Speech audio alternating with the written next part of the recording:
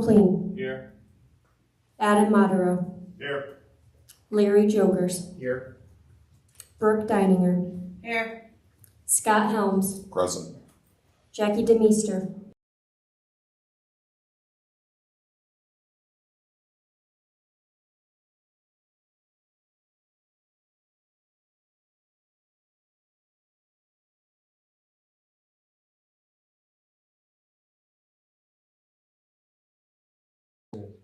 We ask that you would bless each member here and our guest president will fly. In Jesus' name, amen.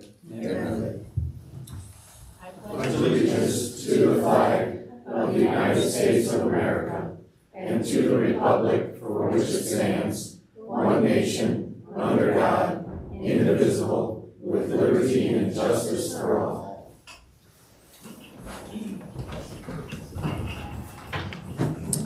Before I ask for an approval of the agenda, we will be removing one of the appointments tonight, and that's Mr. Mark Diddens to the Stephenson County Health Department Board. We will revisit that in February. With that, is there an approval of the agenda? Motion to approve. Motion to approve. Mr. Diddens, is there a second? By Mr. Jogurst. Is there any discussion on the agenda? Seeing none, all those in favor, please say aye. Aye. Any opposed? Next, we have the consent agenda. Is there any board member wishing to remove any items from the consent agenda? If not, is there a motion to approve? Motion to approve the agenda. Consent agenda? Consent agenda. Okay, by Mr. Diddens. Is there a second? By Mr. Frick. Is there discussion? All those in favor, please say aye. Aye. Any opposed? Okay, we'll have public comment. If you would please, if there is anyone that would like to speak, come up to the podium. Please state your name and you'll have 3 minutes to speak.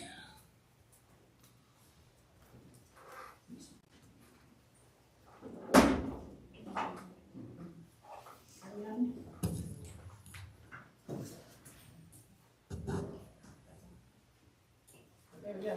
Okay. Hi, everyone. It's nice to see you. Happy New Year. I'm not sure that microphone's on. Let's see. Let's try it now. Hello, Mr. Helms. You got the button pushed up here. Batteries down. Would you like to go to Mr. Hart's spot and use that microphone? Hi, everyone. Happy New Year. It's good to see you all. I'm sorry, you're right. My name is Kathy DeHaven. I'm from Rock City. It's nice to see everybody. I'll be brief with my comment tonight. I know that you are all aware that many new bills have been passed in our state since the 1st of January. There is one bill that you may or may not be aware of yet, and I wanted to bring it to your attention tonight. Bill HB 4412 was passed. It is a windmill farm bill. Up until now, local county governments in Illinois have had the authority to decide whether or not they want windmill farms placed in their districts. With the passing of this bill, that authority has been stripped away, as well as the right to say no, and is now in the hands of our state government. They are the ones who will decide where windmill farms will go, and eminent domain now comes into play, and a windmill farm can be placed within a blade and a half of someone's home. I'm not against green energy. If someone wants a windmill in their backyard, God bless them. I do not. I think we have a lot more to learn about green energy, and we don't know that wind farms will remain effective or even sustainable. And our state government should not have the authority to call the shots that affect our local farmland and personal property. That authority belongs to all of you who represent all of us. This overreach of power by our state government is absolute nonsense. It is crazy, crazy stuff. I just wanted to encourage you guys to stand up against this and fight for your authority in our county. And if the need arises, I would rather look to you. I would rather work alongside of you if and when this issue should ever come up. Thanks for your continued work with this board, and please know that you are appreciated. God bless. Thank you. Is there anyone else? Please step to the podium and state your name if you would, please, and you'll have 3 minutes. That he was fishing for somebody to bite and to rob.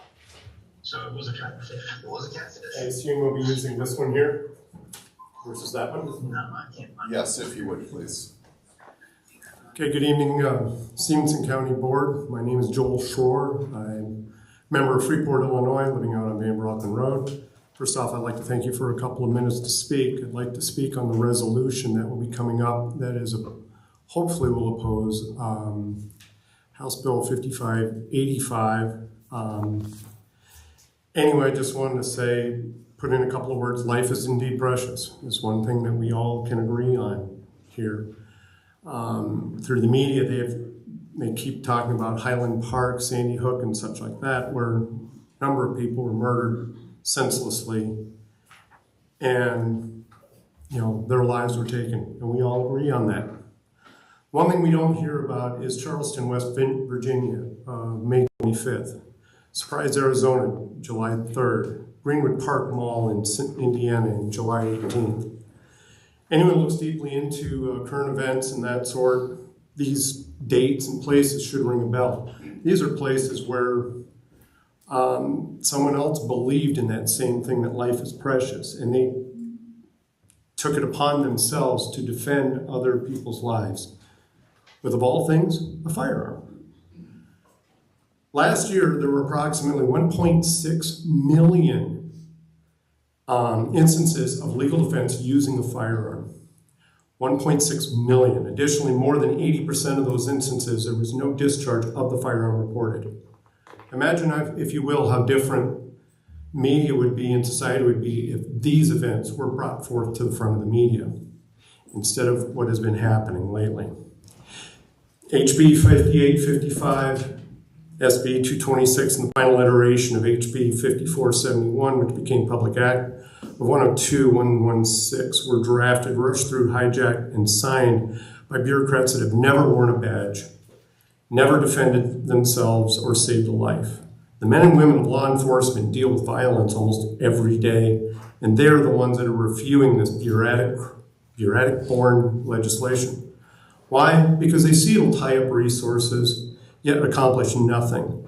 As a county, we need to stand with them, support them, as they have more situational experience than you, I, or any of the politicians, or most politicians.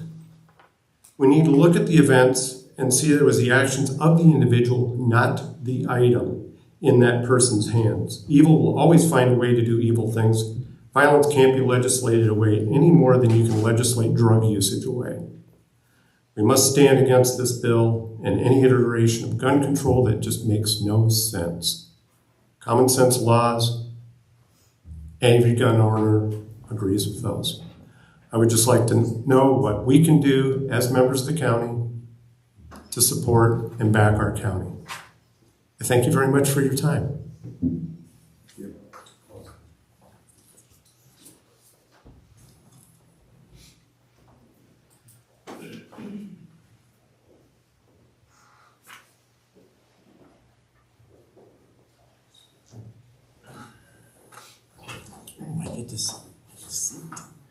Hi, y'all know my name is Ed Klein.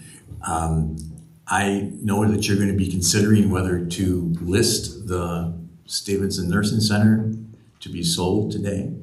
And I'm hoping that you can think long and hard about that if it's the right time. I know that there are some new members on the board, and I know that this nursing center has had a tough reputation. Some of that has come from actions this board took. If you don't know what happened with Darnell Fortney, you should look it up back in 2014 when he was actually an excellent administrator, and he went through a horrible situation with some members on this board. And eventually he was fired, and we have not had a good administrator since until we got Shannon Harris. Who's there? And we also have never had a management company like we have right now. The other thing that actually happened was we had COVID, obviously, really, had a huge effect on the nursing center. And at that point, we had an administrator who had never been an administrator before. He made some huge mistakes, and it really hurt the place. It absolutely did. It's really in a different spot today. It's really doing much, much better. If those of you who have not heard Mike, is it Filippo, make a presentation and talk about the finances, and if you have any questions tonight, I wish you would ask him. He's in the audience. He knows the ins and outs on what's happening out there, and he can certainly answer any questions you might have. But I would hope that you don't elect tonight to list this nursing center. The reason it's on the agenda, reason it's happening, is something that the last board did. Does not mean that you all have to follow and what they had done. So thank you very much. Anyone else?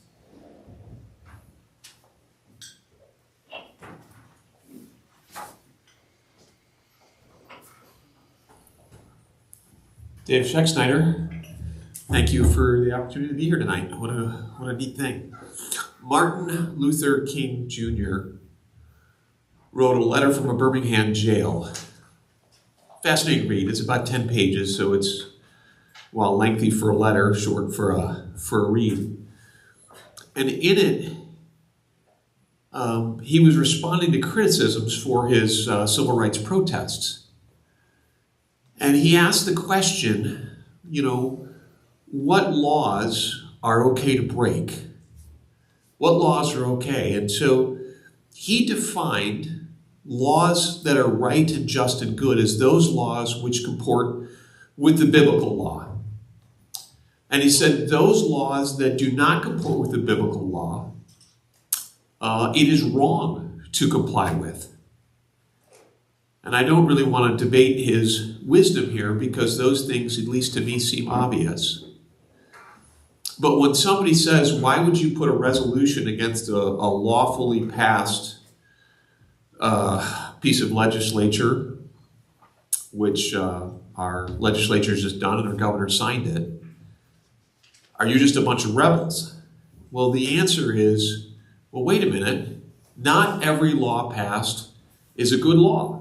And we've seen that throughout our history, where sometimes we've passed bad laws and people didn't comply. And that, in the case of a bad law, is a good thing. And sometimes good laws are passed and people don't comply, and that's a bad thing. Did I say that right? I think I did. Anyway, the point being here that it's not just a rebel to say this is wrong. Kudos to our sheriff who said he won't enforce this ridiculous gun ban. What a great thing. I'd love to hear our state's attorney make that same declaration, not based on willy-nilly, like I like this one, I don't like this one, but based on whether a law comports with the biblical law. Because if our laws are disconnected from the biblical laws, then we start to look like places like Canada. We start to look like other places around the world who are banning production of crops in favor of saving the planet. So we're going to save the planet in favor of starving people. Okay, I would have a problem with that one. And so I hope that resolution passes, and I hope that you guys have great wisdom in doing the things that you do. I've been here before, and have a great evening. Thank you. Thank you. Is there any other public comment? Okay, if not, we'll move on to presentations. And first we have Carrie McWright with Diamond Brothers. Carrie, if you don't mind coming up to the podium.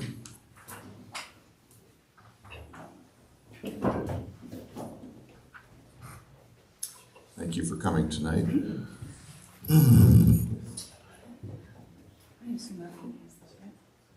Yes. Good evening. My name is Carrie McWright, and I am the Stephenson County insurance agent for both property casualty work comp as well as the benefits. I'm sorry, could you move that microphone closer to you? Thank you. In your board packets, you have several pages that I created just to give you an overview of the insurance programming for the county. Again, both property casualty and benefits. We at Diamond Brothers approach insurance programming from a four-pronged approach. We hope to help you with improving your culture, whether it be safety-focused or training-focused. We also help you comply with rules, regulations, and laws. And we also help you communicate to your employees. All of that working together and add into some technology helps you control your costs. I am now on page 4. Just a quick overview of your programming and what it insures. You have 17 different locations. You have buildings insured for $66 million. Inside those buildings are contents worth $9 million, and you have mobile equipment that is out and about in the county for $3 million. You're insured on the liability side for general liability, public officials, which is you all here, employment practices, cyber liability, abuse and molestation, and law enforcement liability for $1 million with a $3 million cap. And then you have an umbrella over all of the above for another $5 million. You insure approximately, give or take, around 200 employees at about $16 million in payroll. And there are over 99 vehicles and trailers insured for around $4 million. Diamond Brothers helps you mitigate your risks and financial loss by insuring all of these properties, so to speak. We also give advice in terms of helping each department with safety training, advice on things that happen in the day-to-day operations of the county. And we've implemented several programs that I would be happy to talk about in more detail if anyone has any questions. We also help process claims. At the bottom of that sheet, just in the years 2020 to 2022, so for the last 2 years, there have been 49 claims to the tune of about $582,000 incurred. $214,000 of that have been paid, and then $368,000 have been outstanding. Flipping to the next page, talking about benefits, employee benefits. We help you procure the best coverage for your employees and their dependents at the best price in the marketplace and provide the best coverages. We also provide advice as to what health plans are the best for each employee and their dependent. And we also provide a lot of education, or we try to, with employees and their dependents in terms of understanding and utilizing their benefits. Again, getting back to the 4 C's, we try to improve culture, help with compliance, help with communication, and hopefully that helps with costs. On the next page there, in 2020, we helped the county move to a different health plan off of the state-based health plan, and we saved the county $1 million, so we're pretty proud of that. That health plan was in place for 2 years. It came up for renewal last year, and after soliciting the marketplace and getting quotes or declinations from over 20 carriers, we did end up staying with Blue Cross Blue Shield. Unfortunately, Blue Cross Blue Shield raised their rates quite a bit, and in order to offset that, we recommended offering more than just 2 health plans, so we expanded the offerings from 2 to 6. The old offerings had a $0 deductible and a $1,500 deductible. We further expanded that to have larger deductibles to help offset the premium increases. The health claims that were paid from the time period of October 1st of 2020 till May of 2022 was about $6.8 million. That $6.8 million was more than the premiums that were paid. So the 2 years that from 2020 to 2022, the plan was operating at a loss. Looking ahead to 2023 and beyond, what is super important to keep in mind is ICRMT, your insurance carrier. They visited the county in 2022 34 times, and we expect that to continue. We hope to increase those visits as needed. We work directly with the department heads of the county to address any needs that they identify to us, and we get them the resources that they need. The nursing center is, as far as I know, reinstituting their safety committee meetings. We think that will go a long way in terms of safety there as well. And the renewal comes up in December. Again, we will solicit the marketplace to find the best coverages at the best pricing, as we do every year. On the benefits side of things, we have monthly email campaigns to all employees to encourage them to use the Blue Cross Blue Shield app on their phone. It is a great resource to help employees become better healthcare consumers, and also encourage them to use virtual visits, which is a lot cheaper way to get healthcare versus going to an immediate care or other providers. We are also encouraging wellness programming. So we did employee screenings last year. We're going to do that again this year. We also have programming for healthy eating and gym memberships. Again, towards closer to the renewal time, which is an October 1st renewal, we will again solicit the marketplace to try to find the best coverages and pricing. I kind of flew through that. Is there any questions? Is there a decline in the health costs that the county is incurring now? I'm sorry, say that again. As the health costs, have they gone down since we've renewed with Blue Cross Blue Shield? No, they went up 39%. If I could make further comment on that, the 2-year plan that Blue Cross Blue Shield offered,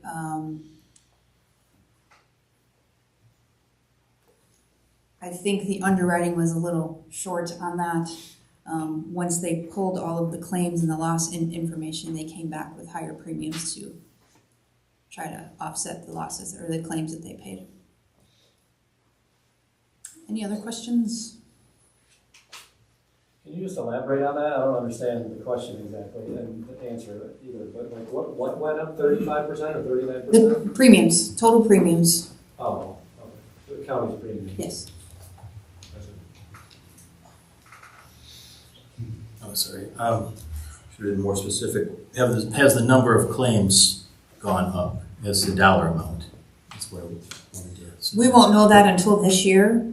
So to put it in perspective, the total medical premiums paid were around $3 million a year for all 200 plus employees and dependents. Because of the claims, the renewal came in at $4 million a year.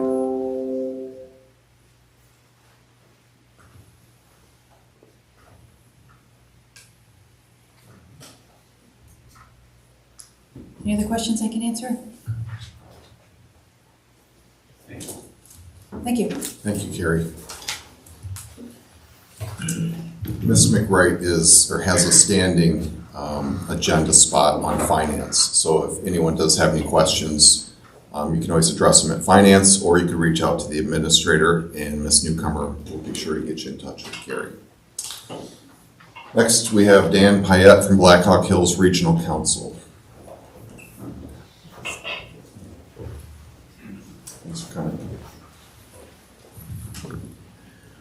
Good evening, everybody.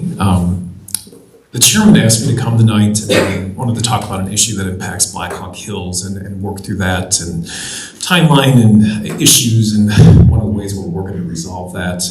But I want to start with a few comments on the organization because I know some of you are new to the board and maybe less familiar with what we do. My name is Dan Payette. I'm the executive director of Blackhawk Hills Regional Council. Blackhawk Hills was first established in 1974 as a resource conservation and development council. We've experienced many changes over many years. Today we function as a regional planning organization and work as a federally recognized economic development district for Northwest Illinois. Our board consists of representatives from each of the counties of Northwest Illinois, including Stephenson County. Today our work supports community economic development, resource conservation, and other planning activities in Carroll, Joe Davis, Lee, Ogle, Whiteside, and Stephenson. Recently we helped secure $4.3 million in federal economic development investments throughout the region. We also maintain something called the Comprehensive Economic Development Strategy, which led to another $1.2 million in infrastructure improvements and another $125,000 for freight and land use planning assistance in Northwest Illinois. The issue I want to talk to you about tonight, establishing again what we do, is that we have experienced the loss of tax-exempt status for our organization. So I want to get through what that is and how we're trying to resolve that. But we first became aware of potential issues with respect to that status back in 2020. We were not able to confirm that lapse until 2022. A major reason for that lapse is that we did not receive any certified notification from the IRS, which we would have expected. I'll add that as of today, we still have not received an official notice in that capacity. But the short is what caused the issue, which is worth noting, is that staff failed to file a required annual report called the Form 990. I'll add that a contributing factor is that staff have been otherwise focused on project and program implementation and reporting our internal administration, in a sense, took a backseat to some of the services that we supply to various constituencies. So I want to talk to you about how we're addressing the situation today. So currently our executive committee is meeting weekly to steer the organization through what's called the reinstatement process, that is to get the exempt status back. In 2022, Blackhawk Hills updated its bylaws, policies and procedures manual, roles and responsibilities guidance, and other core documents. We've secured the services of an attorney versed in the reinstatement process to aid us through our reapplication with the IRS.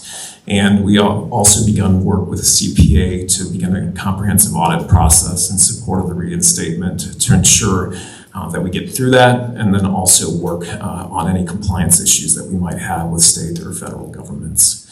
Lately, we've moved to a new centralized payroll system and timekeeping process. We begin to migrate to a new not-for-profit specific and centralized accounting system and bill pay system. And we've started to bring our accounting practices into compliance with generally accepted auditing standards. We anticipate the process of reinstatement will take about 12 months, largely due to the volume of work that IRS is currently experiencing. We've contacted most of our current grantors to make them aware of our status, including the Economic Development Administration. Current and anticipated awards don't appear to be impacted, although we'll continue to be in touch with those funding agencies regardless. So how does this impact our organization, Blackhawk Hills? At the end of the day, we may owe taxes for which we are not normally liable. To determine that they're owed, we'll pay them, and we have the funds to do this. It also means committing time to updating the organization's historical policies, procedures, and processes. Even for completed items, we'll continue to make improvements as advised or otherwise prudent. Finally, how does this impact the stakeholders and assistance we provide to counties and other stakeholders that we've served over the years? I would say largely it does not. We continue to provide grant writing and planning help to those organizations. We continue to function as a not-for-profit organization, although without exempt status for the time being. I also want to just, again, point out with respect to buttress the point that we're continuing to provide services is that, again, over the past few years, we've helped governments apply for hundreds of thousands of dollars in CARES and ARPA assistance, worked with and supported businesses and not-for-profits applying for, again, hundreds of thousands of dollars in back to business, shuttered venue operator, and other grant funding programs. A number of indoor air quality assessments for businesses, governments, and not-for-profits that have requested it. And then I've worked through the planning process for community walkability plans, updated greenways and trails plans, and currently working through the end of a housing study project. And that's been in a number of communities throughout our region. We also work on hazard mitigation, trails, ports, and passenger rail planning initiatives. I bring these up simply to point out that while our situation is not ideal, there is a path forward, and that we have continued to provide these services to those groups that we support over time. So I want to say in summary that I and we as an organization are sorry that this has happened. We're taking steps to fix this, and I think that we can be a better organization despite the unfortunate way of getting to there in the first place. So again, I was asked to talk about this with the board tonight so that you're aware of our situation, how we're working through it, and why we think we're going to get through it. But that's what I'm here to present tonight, and I certainly would take any questions that you have. Mr. Jogerst? Thank you, Chairman. Dan, I had a couple questions for you, sir. So you said, if I heard it right, that this started in 2020 and it was caught in 2022. When in 2022 was it caught? So about midway through the year, we learned that staff was delinquent in filing those reports. Okay. So I'm not sure when we got notified, but a couple other things. It seems kind of odd that, and maybe that's the way it works, but doesn't somebody like the CPA or tax attorney help with some oversight, or what's your oversight on this?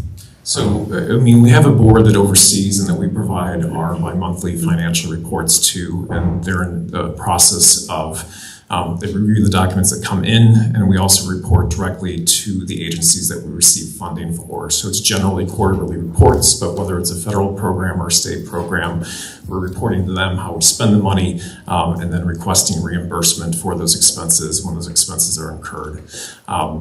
Going forward, however, with respect to the CPA, that I will say historically as an organization, we have not always met the funding thresholds to go through a formal auditing process. However, that has changed and needs to be rectified. So we currently receive more money because some of our attempts to both fundraise, or not fundraise, but to write for grants. So we will need to do that going forward. So that is something that's open done. Just one follow-up. So basically you had one person making sure all these forms were submitted. Now you're going to have like more than one person keep an eye on these things? As part of the controls that'll have to happen, and in fact, we're hoping to outsource a good deal of everything related to our financial activities as we move from staff doing it to those that, whether they be the CPA firms or the legal, to do that going forward, because frankly, that's where the expertise lies, and anything that we would have missed will likely be taken by them. Okay. Thank you, sir. Mr. Hart? Yeah, excuse me. I apologize for being late to everyone as well. So this first occurred in 2020. When did you first become aware of it? In 2020, we were aware of the loss of status, but we weren't able to confirm why that actually was. It wasn't until 2022 that we determined that it was a staff issue with, again, not filing the forms. So at that point, then we took the actions that were taken today. And the forms that weren't filed were from 2020 forward, or did it go beyond 2020? It went previously. So the loss of status occurred, I believe, in late 2019. And at that point, for Form 990, there has to be 3 consecutive years of non-filing for that, again, for that exempt status to be put there. So it was in the running prior to that time period when it was discovered. 2018, would you say? Or I think that would have been the start of the period of not filing the necessary forms, correct? The forms you're referring to, are those IRS forms, or those tax filings? There's specifically the 990 forms that not-for-profits have to submit to the IRS that address the organization's activities, the funds in, the funds out, and donations or grants that the organization receives. And normally you wouldn't be responsible for a great deal of taxes, I would assume, but now what you're going to be incurring are going to be penalties and interest on penalties? We have to work through that process. It's one of the reasons for working with CPA that we hope to figure out if we do owe them, those liabilities are likely to begin in the year that the exemption was lost, so again in late 2019. So that would involve the potential for some income tax if there was any remaining income at the end of a grant period. It would also involve potentially federal taxes with respect to unemployment insurance that wouldn't otherwise apply to not-for-profits, but again, we're in that status. So there's a couple of areas that we're gonna have to figure out. We're not there yet, and again, we haven't even been asked to pay that, but I think what we are gonna do is figure out how much that it is and figure out how to get it done at that point. Okay, so you're not there yet. You don't have an estimate as to what this may cost the organization? Not yet. In thinking about what it might cost, I think one of the things that will make me feel better about where we're at is that I actually get the advice from a CPA that suggests, yes, this is your actual income for a given year, and then we should be able to establish a baseline. I have a concern about grant writing. I find it difficult to believe that the loss of not-for-profit status and not being current on your federal taxes doesn't impair your ability to seek grants. But I'm certainly not an expert, so maybe you could talk to that. I think it's accurate to say that in some cases it certainly would. All I can say is that at the current time, the federal funder that is our primary funder, we've communicated the lapse to them. And while they require, they fund a number of kinds of organizations, but they also fund not-for-profit organizations that do not have exempt status. So if that changes, or if they follow up with us and say, hey, after further review, that will impact us, then that's something we're going to have to address. We'll say the same is true for any of the state agencies, but there are certainly programs that absolutely require to have that status, but the difference, I think, is largely on the contribution side from businesses, individuals versus state and federal grants, which again have their own requirements. And again, the situation is such where the expectation would be that we would have the status anyway because that's how we're organized, but here we are where we are today. Thank you. Mr. Whalen? Yeah, I just have one additional question. When do you expect the resolution to be completed? Do you have any expectation on that? So I think the process as I see it going forward is that we'll be providing documentation that can be audited, and then that audited documentation will be put into a request that is filed with the IRS, again with the tax attorney. My expectation is that that could take a couple months because, again, there's a couple years that we'll have to file and get taken care of. My best guess, in just a basic overview conversation with the attorney, is that it would take, after that point, roughly 12 months to get through that process. So we'll have to consider whether that's longer or shorter, but for the time being, I'm using that as a guide and an expectation, knowing that it's probably going to take us into the new year to get that through. And again, part of that is dependent on how quickly, after we submit the documents that need to be reviewed, how quickly the IRS can consider the reinstatement request. Have you seen a negative impact in any projects or submissions you've made due to this? So I would say in terms of negative impact, I largely said we've been able to provide the programming that we have provided in the past. I do think there's certainly more staff time being committed to putting together all of our resources and then handing them over to people that can make sense of the financials to get them passed on. So I'd say that is probably the biggest impact in terms of what we've been doing day in and day out. But again, we've largely kept track with a lot of the expectations, although again, there's resources that we would not otherwise be spending on that, on the response and reaction. Thank you. Mr. Hadley? Yes, thank you. Yes. Sorry, go ahead. Yes, thank you, Chairman. Couple questions. Thank you for answering that question honestly, saying it could jeopardize some grants, because I've been around for quite a long time on grants and stuff. And on your nonprofit, you said it's going to take up to 12 months to probably get back your nonprofit status? I think it could take that long, yes. Okay. And you said in your statement that you had some funds available to pay any penalties? Yes, we currently have reserve funds. Well, I wouldn't necessarily classify them as reserve, but they're cash on hand that we can spend as an organization freely versus things that we've got restricted for other activities that we work on. So this money wouldn't come from what the counties contribute? I think, so because we receive funding from federal agencies for indirect costs, which is matched by local contributions. Those indirect funds we use to pay for miscellaneous expenses that are generally not attributed to a particular program. Often that's related to accounting, auditing, legal services, and so on. So the total fund, which I'm describing right there, likely includes some of the indirect costs which have come from the programs we've done. So you can probably figure out a percentage, but right now I can't guarantee that any money that we wouldn't have raised in the past related to our work in Stephenson County wouldn't be used for this purpose. Since you're here and we have a new board, maybe you want to explain, in Stephenson County, we pay over a little $11,000 a year to your organization. Could you explain how you base what counties pay? Maybe the board would enjoy hearing that. So we receive a planning grant from the Economic Development Administration, which is a federal agency. That's a $70,000 a year grant, which is matched by local contributions in the amount of $70,000.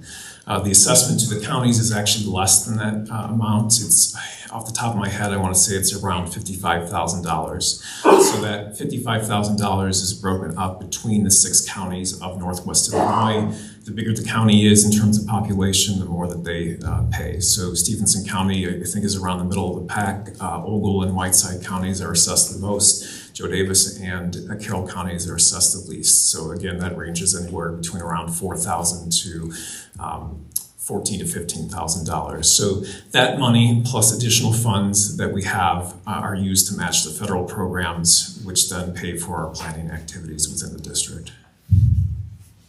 That's all I have. Thank you. Anyone else have any questions for Mr. Pyatt? Dan, before you take off, could you briefly just touch on the I-Fiber project that Mr. Newton's involved with, as well as the housing study and where that came from and where we're currently at with that? Sure. So I mentioned that we had commissioned a number of housing studies, and those were both funded by the EDA, but also local contributions, including from the Greater Freeport Partnership and the Freeport Community Foundation. We're near the end of those studies. There's been a bit of back and forth with the consultant to update portions of that, but my expectation would be in the next month that we'll have a finalized report that's available for everybody to review with recommendations for what both Freeport and Stephenson County can do. I think, like most of our counties, there is certainly a dearth of certain types of housing, and given income statistics and where we're at for what people can afford, there is the need for different types of housing, which can address, again, people's various income levels. So again, we should have that within the next month. It has certainly taken longer than I would have expected to go through, but I will be handing off the final edits to the consultant pretty soon here. With respect to I-Fiber, I think one of the things I will note, which the chairman brings up, is that I think long-term, with respect to where the organization is headed, I think it's become a pretty competitive market. And for those that are unfamiliar with the I-Fiber organization, it's called the Illinois Fiber Resources Group, not-for-profit. They received a federal grant years ago to help build a many hundred-mile fiber optic network throughout Northwest Illinois. To date, there's been a lot of private companies that have built off of I-Fiber to extend services, along with services that I-Fiber directly provides to institutions. Black Hawk Hills has been involved pretty much since the inception of that project. To bring up the long term is thinking that as the market change, as there's more investments, I think there's a possibility that I-Fiber would be looked at as an asset to be either continued invested by that not-for-profit or potentially sold to another entity that can expand the reach of the network. So I don't exactly know where that's headed. I know that the I-Fiber board is currently in discussions to talk about the long-term prospects, which again may involve a sale of the network to somebody that can operate it full-time. Employee availability has been an issue with respect to monitoring and maintaining the network. But that is the information I have for I-Fiber at the moment, but I'll certainly keep this board up to date because and frankly all of our partners, because we've been long involved in that project over the last 10 years. Thank you, Dan. Any other questions for Mr. Pyatt? Okay, thank you, Dan. I greatly appreciate you coming up tonight. Thank you. Move on to zoning report, Ms. Henning.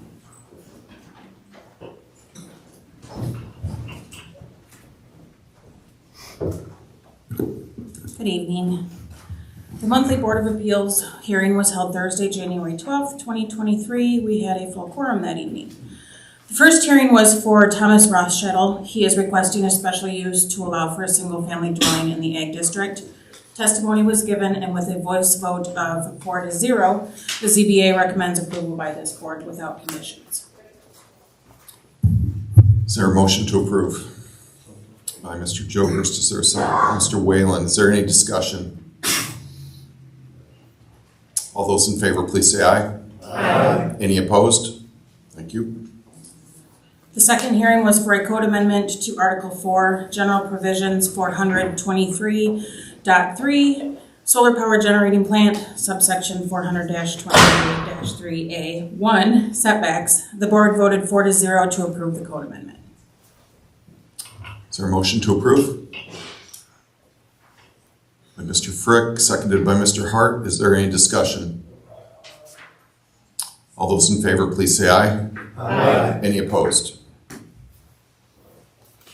The final hearing was for a text amendment to 400 attachment table of special uses, battery energy storage systems to include M1 limited manufacturing district and M2 general manufacturing district. The board voted 4-0 to approve the text amendment. Is there a motion to approve? By Mr. Whalen, seconded by Mrs. Deininger. Is there any discussion on that? All those in favor, please say aye. Aye. Any opposed? Anything else, Mrs. Henning? May I make a few comments on House Bill 4412? Sure. Okay. House Bill 4412 that Ms. DeHaven brought up during public comment was passed and is now a bill waiting on Governor Pritzker's desk to have his signature on. He has 120 days to sign that, and then my zoning department will have 120 days to change our code.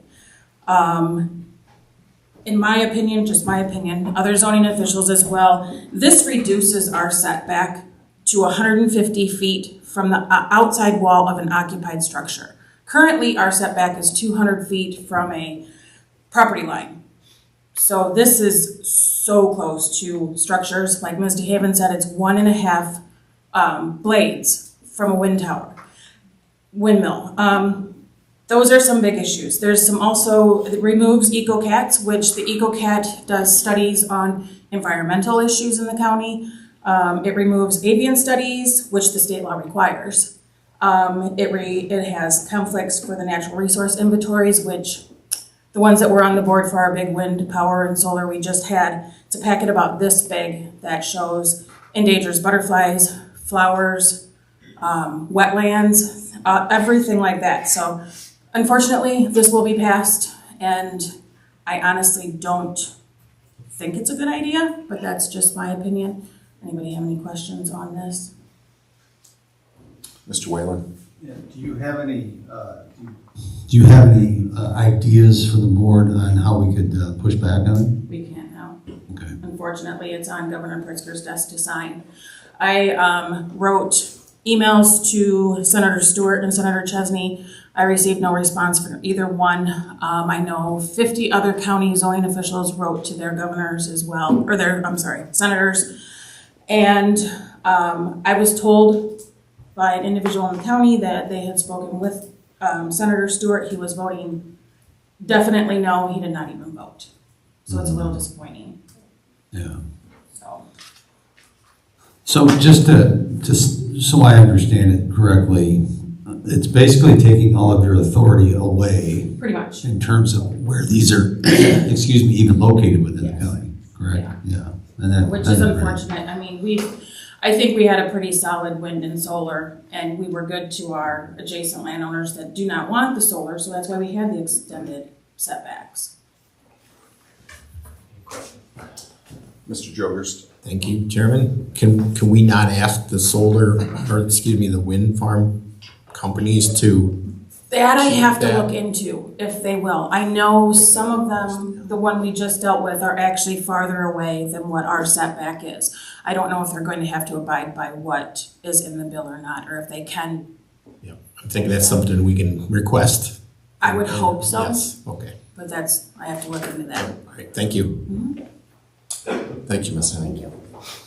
Okay, we don't have any unfinished business. I'll move into the chairman's report and I'll be brief with that. I am still working with the administrator on meeting with all department heads. We've been a little slow going with that, but there's been quite a few things going on, but hopefully I'll have that wrapped up by the end of February. As I mentioned last month, we're going to begin the strategic planning process for 2024. What I'd like to do is have that be comprised of 4 separate sessions. The entire board will be invited to participate, of course. Sessions will be open to the public. I'd like to use an outside facilitator. The goal would be to have this completed prior to April 2023 so that we can begin to craft the budget policy for 2024 with the strategic plan in place. Of course, I've talked about economic development, public safety, capital and infrastructure. And when I say capital and infrastructure, I mean not only buildings, but I also mean people, the employees, and what we do and how we take care of them. What I'm envisioning this would be is it would be comprised of 4 things: a mission, a vision, our values, and our initiatives. But again, it would be centered around economic development, public safety, capital, and infrastructure. I will have the administrator send out dates, and we'll try to make sure that works with everyone's schedules. And unfortunately, they'll probably be Saturdays. I'm sure a lot of you work and have lives during the week and have lives on the weekend, but it's not a mandatory thing that you attend, but I sincerely hope that everyone does attend and puts forth ideas and helps with that process. Tomorrow I'll be attending an event in Rockford where Senator Tammy Duckworth is going to be there speaking about economic development. Mark Williams from Greater Freeport Partnership, I believe, will also be attending. Last thing I have is I had the opportunity on Tuesday night to travel to Dubuque to hopefully be educated, and I think I was, about expanding rail service eventually from Rockford to Dubuque with stops all along the way. Of course, that's contingent upon rail service going from Chicago to Rockford, which is in the works. This group that put on this event, Ride the Rail, they were suggesting that Chicago to Rockford system would be in place in 2024. I'm not altogether sure if that's accurate. And of course, anything beyond Rockford would be contingent on that, as I said. I am, as we speak, going to send all of you a text, and this is a text I actually sent this time. It is a survey, a transportation survey for the North Central Illinois Public Transportation Region 1. I've also handed out the Rockford to Dubuque Passenger Rail Extension Feasibility Study that was conducted in early 2022, and I believe presented in May of 2022. And also Region 1 Transportation Committee meeting, which all of this is news to me. I wasn't aware of any of this, but on January 26th at the Freeport Public Library at 10 a.m., there will be a meeting on transportation. So I would encourage everyone to attend if you're able, as well as the public. And if you can, by all means, fill out the survey. It's important information that will help guide transportation in this area. But again, please get involved if you can. I hope you look through the information. It took about an hour to print everything, about 600 pages. But again, that information is out there. This group, Ride the Rail, they're on Facebook. I don't know how else to find them, but get involved if you would. And if you have any questions, I'd be glad to try to answer those. I believe that's all I have. Does anybody have any questions? Mr. Hart. Is that the same organization putting on the program at the Freeport Library on the 26th? No, I don't believe so. I believe that presentation is going to be from the North Central Illinois Council of Governments. Anyone else? Okay. Next we'll move on to, I'm sorry. I apologize, Ms. Hayes. I'm hitting this button instead of the one I'm supposed to hit, so it's my fault. Just a minute. Let me get your microphone on. Okay, Ms. Hayes, go ahead. Okay, I do have a question. What locations within Stephenson County are they looking to have a rail station? Well, what they talked about Tuesday night was the exact halfway point between Rockford and Dubuque is Lena. And so that's what they were focusing on. But that said, there's Freeport. I talked to Mark Williams, Greater Freeport Partnership today, and of course he had mentioned that when this was being discussed previously, wherever there's a stop, that community is responsible for putting in a stop, a building, having it function, which I'm sure would not be inexpensive by any means. But they were looking, and of course it's all preliminary, that potentially Freeport, Lena, Warren, Galena, of course, and Dubuque. Thank you. You're welcome. Mr. Whalen. Two things real quick. One, is there any discussion on updating US 20 along with that? Is this group part of something? No, this is strictly rail. There's funding available for both highway and rail, two separate programs. Both are within the bipartisan infrastructure bill that was passed when President Biden was first in office, that we talked about actually last summer, and the county actually applied for some funding from that for a guardrail project. But they're two totally separate initiatives. And then I believe we talked about something else the other night that you're maybe forgetting. Something about pictures? Pictures, yes. Do you mind if I give you credit for that, Mr. No, well, there was a couple of us that talked about that. It's been brought to my attention that it might be a good idea to have board members' photos put on the website by their names and contact information, just so people can put a face to a name. Of course, that would not be mandatory by any means, but is there interest or anyone that is at first blush opposed to something like that? It would not take board action to do so. Okay, I'm not seeing anyone disagreeing with that. Mr. Hart? Does this mean we won't be sitting for pictures, portraits? Anything else, Mr. Hart? No, that's it. All right. I can't get this thing to stop. There we go. I'm sorry. All right. Anyone else? Okay, thank you. Next, we have appointments, and again, as I said at the beginning of the meeting, the appointment to the Stephenson County Health Department will be removed from tonight. However, we do have 3 other appointments. Madam Clerk, would you mind reading those, please?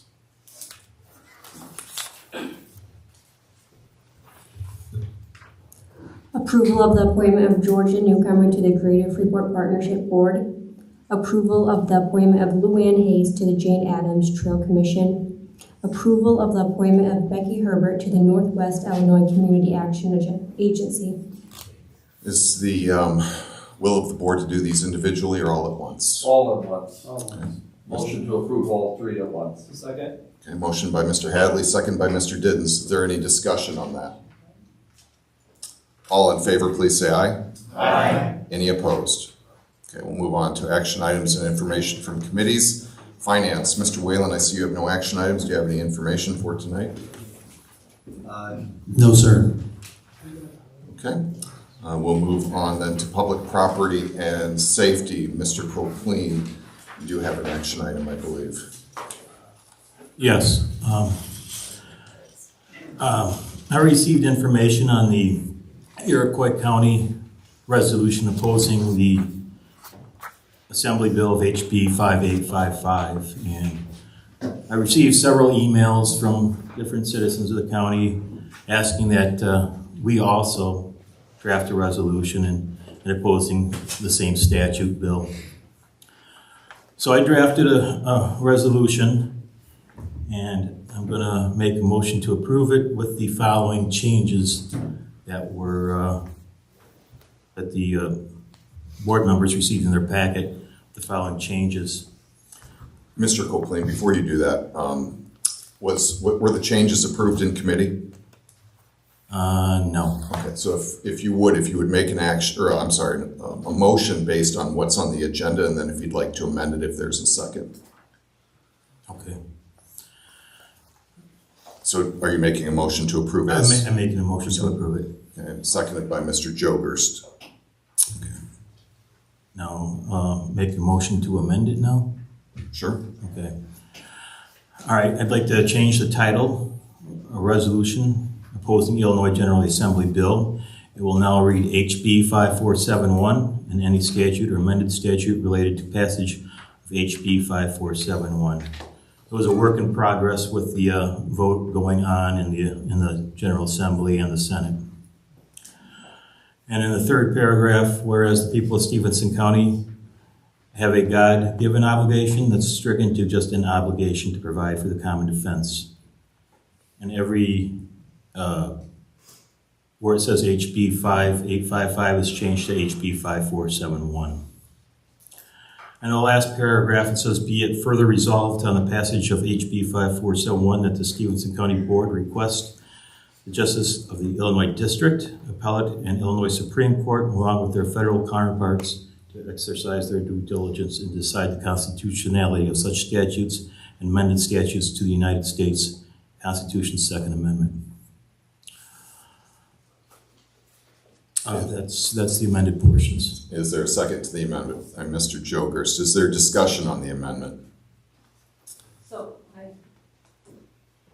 If you would, Mrs. Demeester, if you would just push your button and Mr. Hart had pushed his first. Mr. Hart, go ahead. I want to thank Mr. Copeland for allowing me to have some of that input into the resolution and working together with me. I think that's everything that we discussed, Mr. Copeland. Please. Okay. Aside from that, I was especially pleased to see, and I want to make sure this is clear, that this resolution is not being sent to Springfield or anywhere else. This is our board's public statement of principle and support for the Constitution. It's not being sent. It's just our opinion. Okay. Anything else, Mr. Hart? Yeah, I just wanted to say I support the Second Amendment just like the First and the other 25 amendments. I also support reasonable limitations to the Second Amendment just like the rest. And I think Illinois has some of the most stringent gun laws in the country already, and I'm proud of that. I think we do a good job with it. You know, we have to find a way to get beyond this all or nothing argument that has marked our gun debate in this country for the last 40 or 50 years. I believe we can have both an individual right to have guns for self-defense and at the same time laws designed to improve gun safety. These two things are not mutually exclusive. Just one quick thing, and it came up tonight. We're celebrating Martin Luther King's life this week, and part of my rationale for supporting this resolution is that this is not really a political, it shouldn't be a political or a partisan debate, and it's sometimes couched in racial terms as well, which it should not.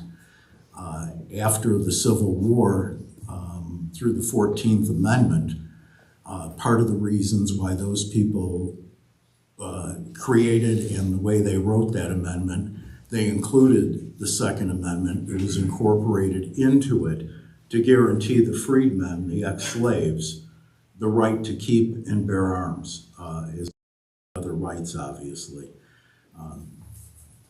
And where I'm going with that is I have a little bit of a personal interest in this. I wanted to just very briefly mention another outstanding Black American. His name is Otis McDonald, and one of the seminal cases in the Supreme Court regarding this is McDonald versus the city of Chicago. Otis McDonald, Mr. McDonald to me, was someone from one of my old neighborhoods on the south side of Chicago. This emanates from, and this Supreme Court precedent emanates from what had happened in our neighborhood as respects gangs and drugs and violence. His house had been broken into a number of times. He was robbed. The long and the short of it is this court case ended the total ban that we had in Chicago for over 30 years and ushered in the concealed carry law in Illinois. So I will support Mr. Copeland, and I will support this resolution, and I will do so in honor of Mr. McDonald. Thank you. Mrs. DeMeester. Could you possibly repeat the second change you wanted to make? Whereas the people of Stephenson County have an obligation to provide for the common defense. And the next one's whereas a well-armed citizenry militia is the best protection against tyrannical government. Any further? Is that all, Mrs. DeMeester? Okay. Mr. Jokerst. Thank you, Chairman. I thought these remarks were supposed to be about the amendments, correct? Correct. Okay, Thank so you I'll for save my other clarifying that. remarks for the resolution. Thank you. All right, thank you. Any other comments on the amendment? Mr. Hart, go ahead. Just real quickly, again, this is not a partisan issue. It shouldn't be. I think some people may be surprised by my view on this because of the D behind my name. I just want to remind everybody the D behind my name actually stands for delightful. Thank you. All right. Is there any other comments on the amendment? Questions? Okay, we will have a roll call vote on the amendment only. Madam Clerk. Kurt Copeland, Yes. Adam Modero, Yes. Larry Jogers, Yes. Brooke Deininger, Yes. Scott Helms, Aye. Jackie DeMeester, Nicole Baker, Aye. Steve Frick, Yes.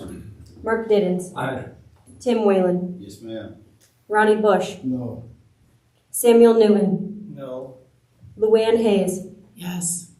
Casey Anthony, Aye. William Hadley, Yes. Jim Hart, Yes.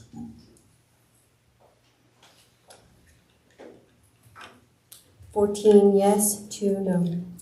Any other discussion on the resolution itself? Ms. Anthony, go ahead.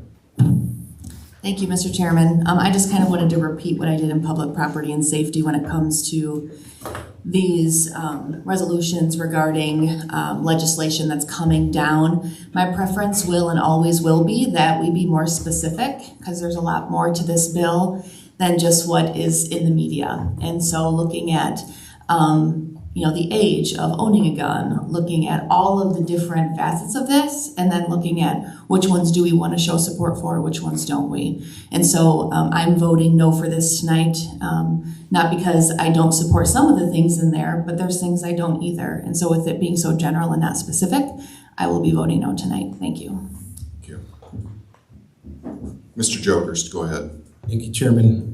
A few short weeks ago, everyone on this board took an oath to uphold the U.S. and Illinois constitutions. I have no doubt that most of this recent gun bill will be struck down as unconstitutional based on decisions by the U.S. District Judge Robert Benitez and the Heller and Bruin Supreme Court decisions. For over 2 years, I've heard the cry, we need to listen to the experts instead of this board's personal opinions. Well, here's your chance to listen to the experts and vote yes on this resolution. I will put my yes vote on the side of the experts, State's Attorney Larson, Sheriff Stovall, and 88% of the sheriffs in the state, rather than Governor Pritzker. This same governor, whose mandates were ruled unconstitutional, many mandates were unconstitutional, closing down churches while keeping pot dispensaries open, or the recent Safety Act that was put in check, or the vaccine mandates for government workers. His record of signing unconstitutional laws is appalling and reckless. If he doesn't like the Constitution, he should try to change it, but don't try to stomp on it. I believe all of us in the room and in Illinois want the violence to stop. But the problem is people can never fix the evil in someone else's heart. So once again, the state's legislature is repeating another definition of insanity, passing one more law to try and fix a spiritual problem.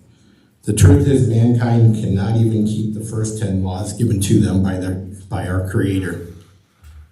A wise president once said, quote, "We must reject the idea that every time the law is broken, society is guilty rather than the lawbreaker. It is time to restore the American precept that each individual is accountable for his actions," end of quote.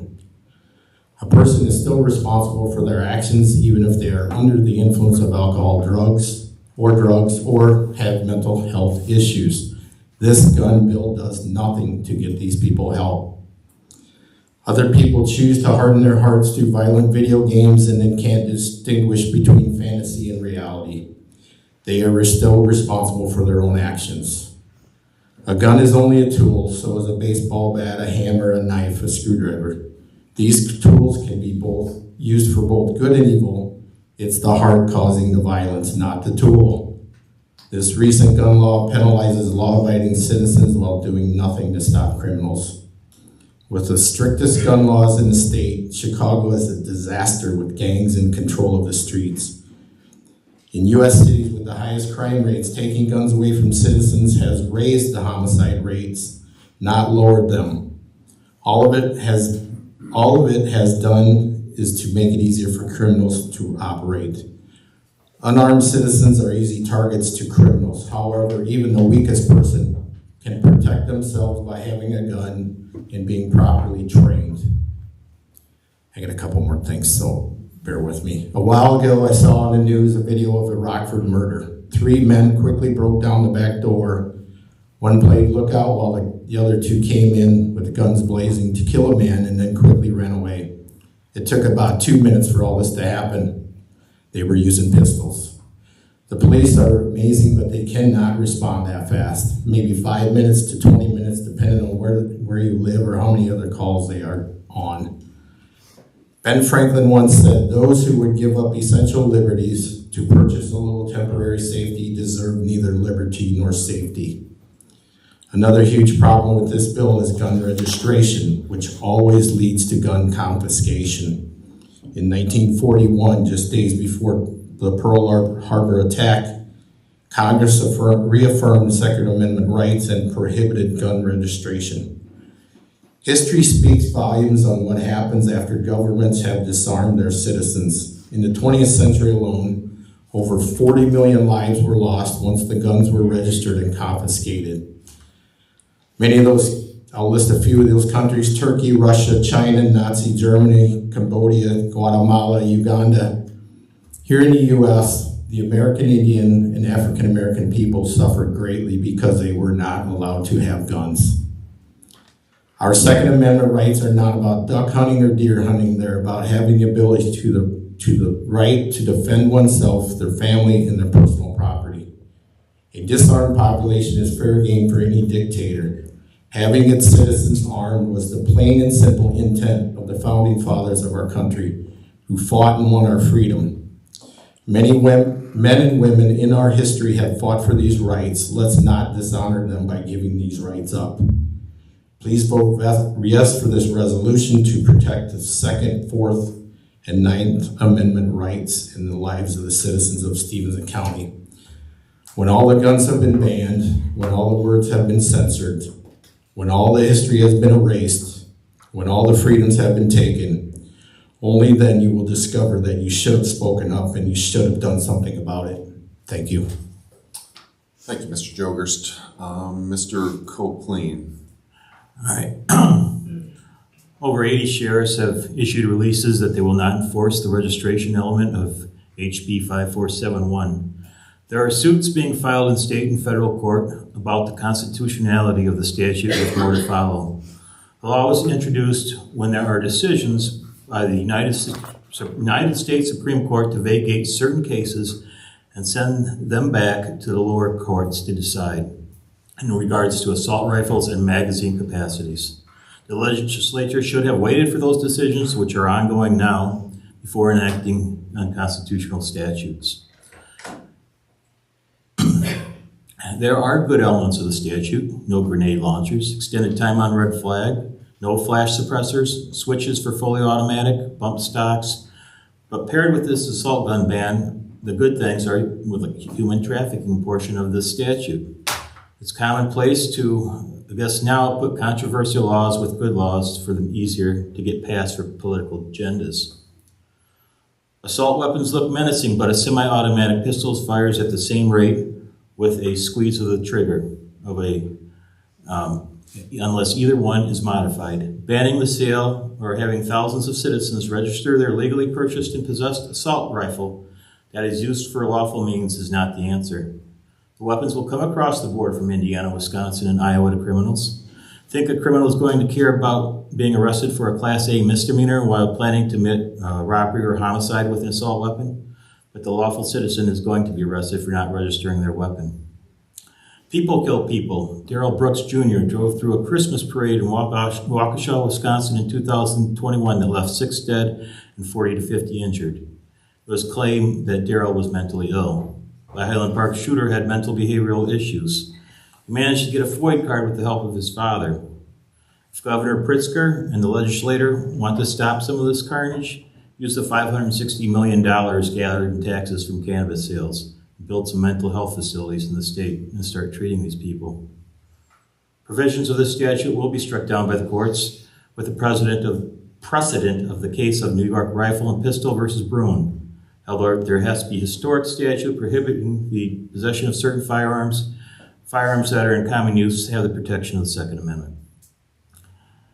Sheriffs are taking a lot of backlash for stating they're not going to enforce the registration provision of the assault weapons in the statute. The owner has until January 1st to register it. Law enforcement can enforce that portion of law then. But this registration portion of the statute is going to be incredibly difficult to enforce. The Fourth Amendment prevents warrantless searches of your home without consent or exigent circumstances. There needs to be probable cause to search your vehicle. And about the only case where an officer could check your assault weapon being registered is by consent or you engaged in public display or a crime. That's it. Thank you. Is there any other discussion on this? Mr. Whalen. Just one comment, Mr. Chairman. How many criminals, Mr. Copeland, do you think will register their weapons? 0. That's the part I've never understood about this whole gun debate. You know, they're here, right? They're gonna be here. We're not gonna get rid of guns. We can try all we want.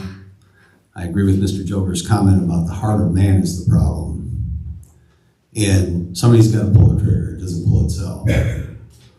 The fact that some of these that they're trying to ban just have a little bit more capability than others, again, is that really going to make a difference? Maybe in one case, if that's worth it, then maybe it's something we shouldn't have. I don't know. I doubt it. I doubt it's, because that same person, if they don't have that vehicle to use, is going to find another method to use. And, we can get rid of, again, we're not going to get rid of all the guns. And I would just ask this board to consider that from the standpoint, no criminal cares about this stuff. If they're going to commit a crime, if somebody's going to drive down the street, hold a gun out the window and start shooting people, it doesn't matter what kind of gun it is. They're the ones that are the problem. And it's responsibility and the lack thereof in our society today that is the problem with all this, right? Where are the dads with a lot of these families and these kids? Where, it's a responsibility issue. It has nothing to do with the guns. So I will be voting for that resolution. Thank you. Mrs. DeMeester. I just have one comment. I agree, it's not the gun, it's the person. But when you take God, the Bible, Jesus, out of the equation, this is what we get. I'm sorry, this is what we get. Any other discussion? Seeing none, Madam Clerk, would you please take roll? Kirk Copeland, Yes. Adam Modero, No. Larry Jogers, Aye. Brooke Deininger, Yes. Scott Helms, Aye. Jackie DeMeester, Nicole Baker, Aye. Steve Frick, Yes. Mark Diddens, Aye. Tim Whalen, Aye. Ronnie Bush, No. Samuel Newton, No. Luann Hayes, Yes. Casey Anthony, No. William Hadley, Yes. Jim Hart, Yes.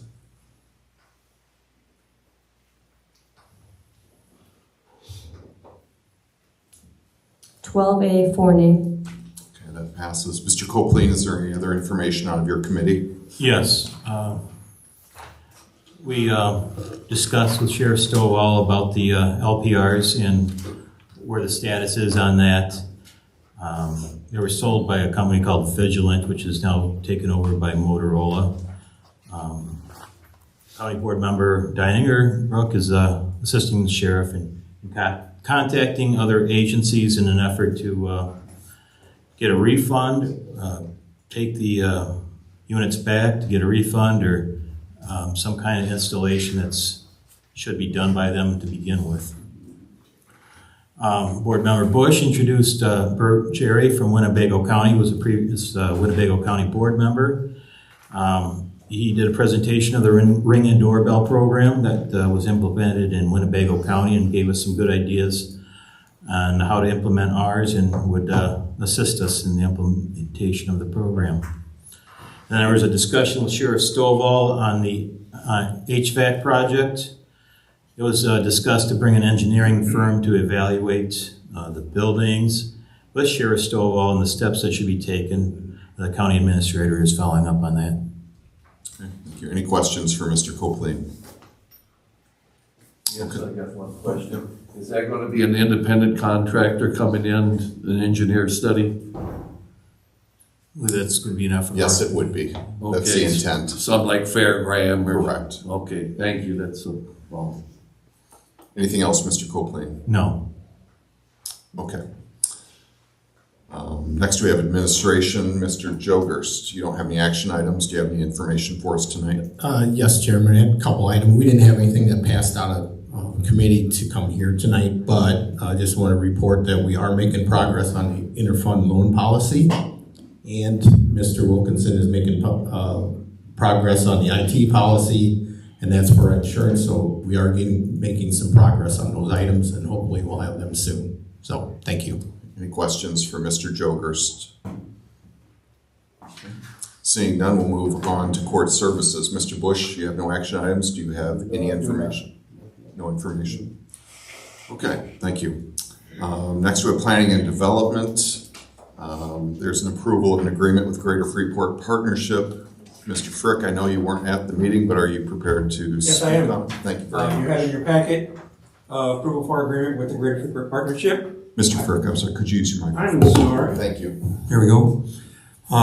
You have in your packet this evening approval of an agreement with the Greater Freeport work they do with us. I would move to approve. Second. Okay, yeah, thank you.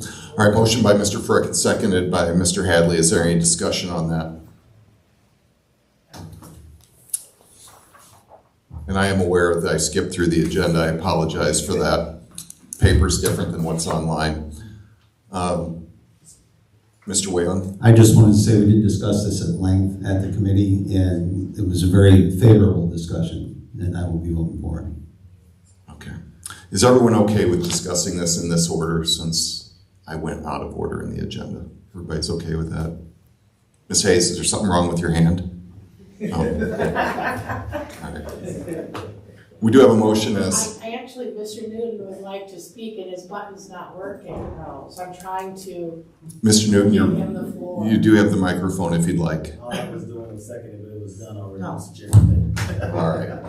Any other discussion since we have a motion and a second? All those in favor, please say aye. Aye. Any opposed? Aye. Okay, duly noted. Thank you very much. Now we will go back to the nursing home. Mr. Chairman. Mr. Frick. Just a couple other things. I wasn't at the meeting, but I know Mr. Hart had a couple comments that he wanted to make this evening regarding some information items. I apologize. Go ahead, Mr. Hart. I just wanted to talk a little bit about the Black Hawk Hills thing that had come up in our committee, and obviously that's been covered further. I do have some ongoing concerns and some concerns about our funding that any further at this time. And I think this is pretty more or less a question to you because I'm not familiar with the protocol, but I'd like to make a request to have RPC1 come in and talk to our committee about what their capabilities are and possibly an alternative to the Black Hawk Hills. Sure. I will be speaking with Michael Dutton Jr. tomorrow, actually, and I will see what his availability is. Great. Thank you. You're welcome. Anything else from planning and development? That'll be all, Mr. Chairman. Thank you. All right. Thank you for your patience with me in this. So we'll move on to the nursing center. I will be taking the first item only because this was an item that was put in place by then acting chairman Bill Hadley on December 2nd, and this is an approval of a bid agreement for Helios Healthcare Advisors. For those of you that are not aware, when the interfund loan was approved for the nursing home, I believe back in August of 2022, board member Garrett Miller added an amendment that if the nursing center was not able to make any of the scheduled payments on time, it would trigger an RFQ to be sent out for a broker to list the home for sale. As you may or may not be aware, that did occur in November. The facility was not able to make the payment by November 30th, and I believe Mr. Hadley had the RFQ sent out or released on December 2nd, and this tonight, what we're going to be discussing is a result of that action. We do have, I believe, Andrew Wittenauer on. And Mr. Wittenauer, if you would like to explain your bid and the agreement that we have before us. Sure. Yes, you've got Andrew Wittenauer with Helios Healthcare Advisors here, and you've got my colleague Bill Janis as well. It's a pleasure to be here and answer any questions that you guys have on the RFP that we put out for the nursing center.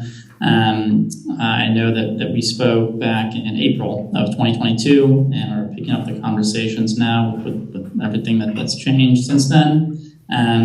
I guess I would put it back on you guys and the chairman or any board members to kind of kick things off. Would you like us to give the overview on our firm or the overview on the process of what it would look like to sell the nursing home? I mean, this is kind of an open Q&A dialogue, and would love to kind of take the conversation wherever you guys would like to see it go. So I would put it back on you to ask any questions, and we'll go from there. Sure. Mr. Wittenauer, if you would just go through the steps, if it were to approve tonight, what would you be doing from start to finish?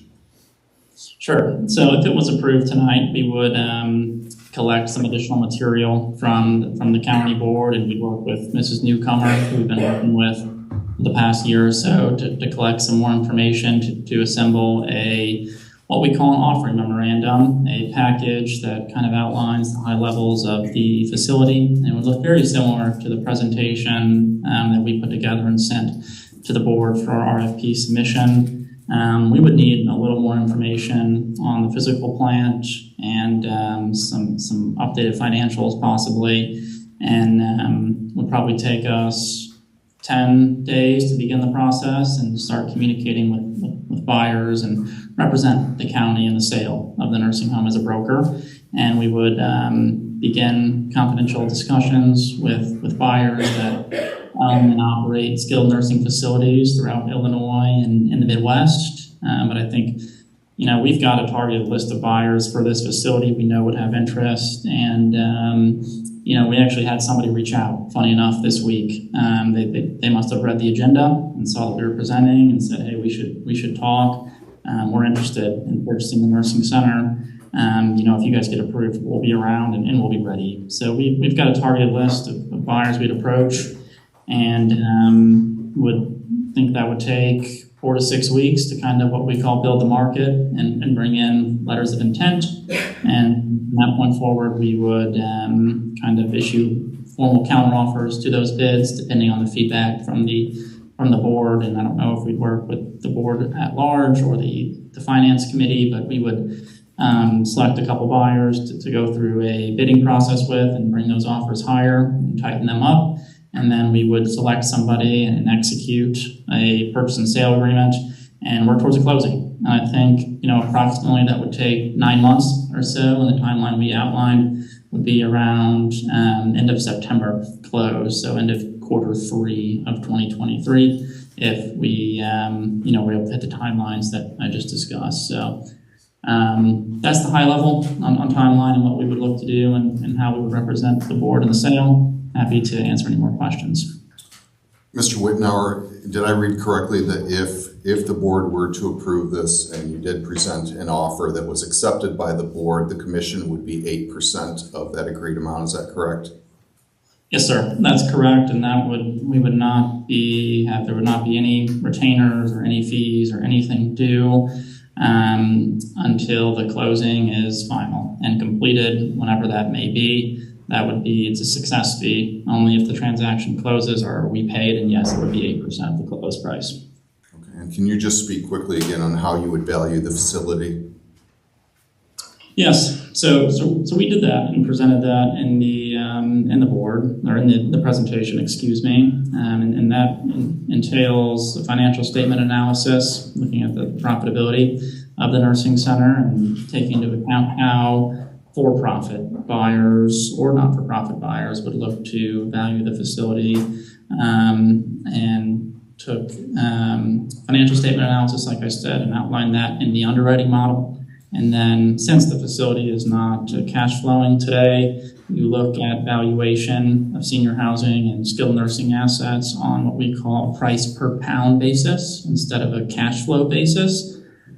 So we would look at the price per bed in the case of a nursing home, and we would analyze what similar facilities traded like in markets across the state of Illinois.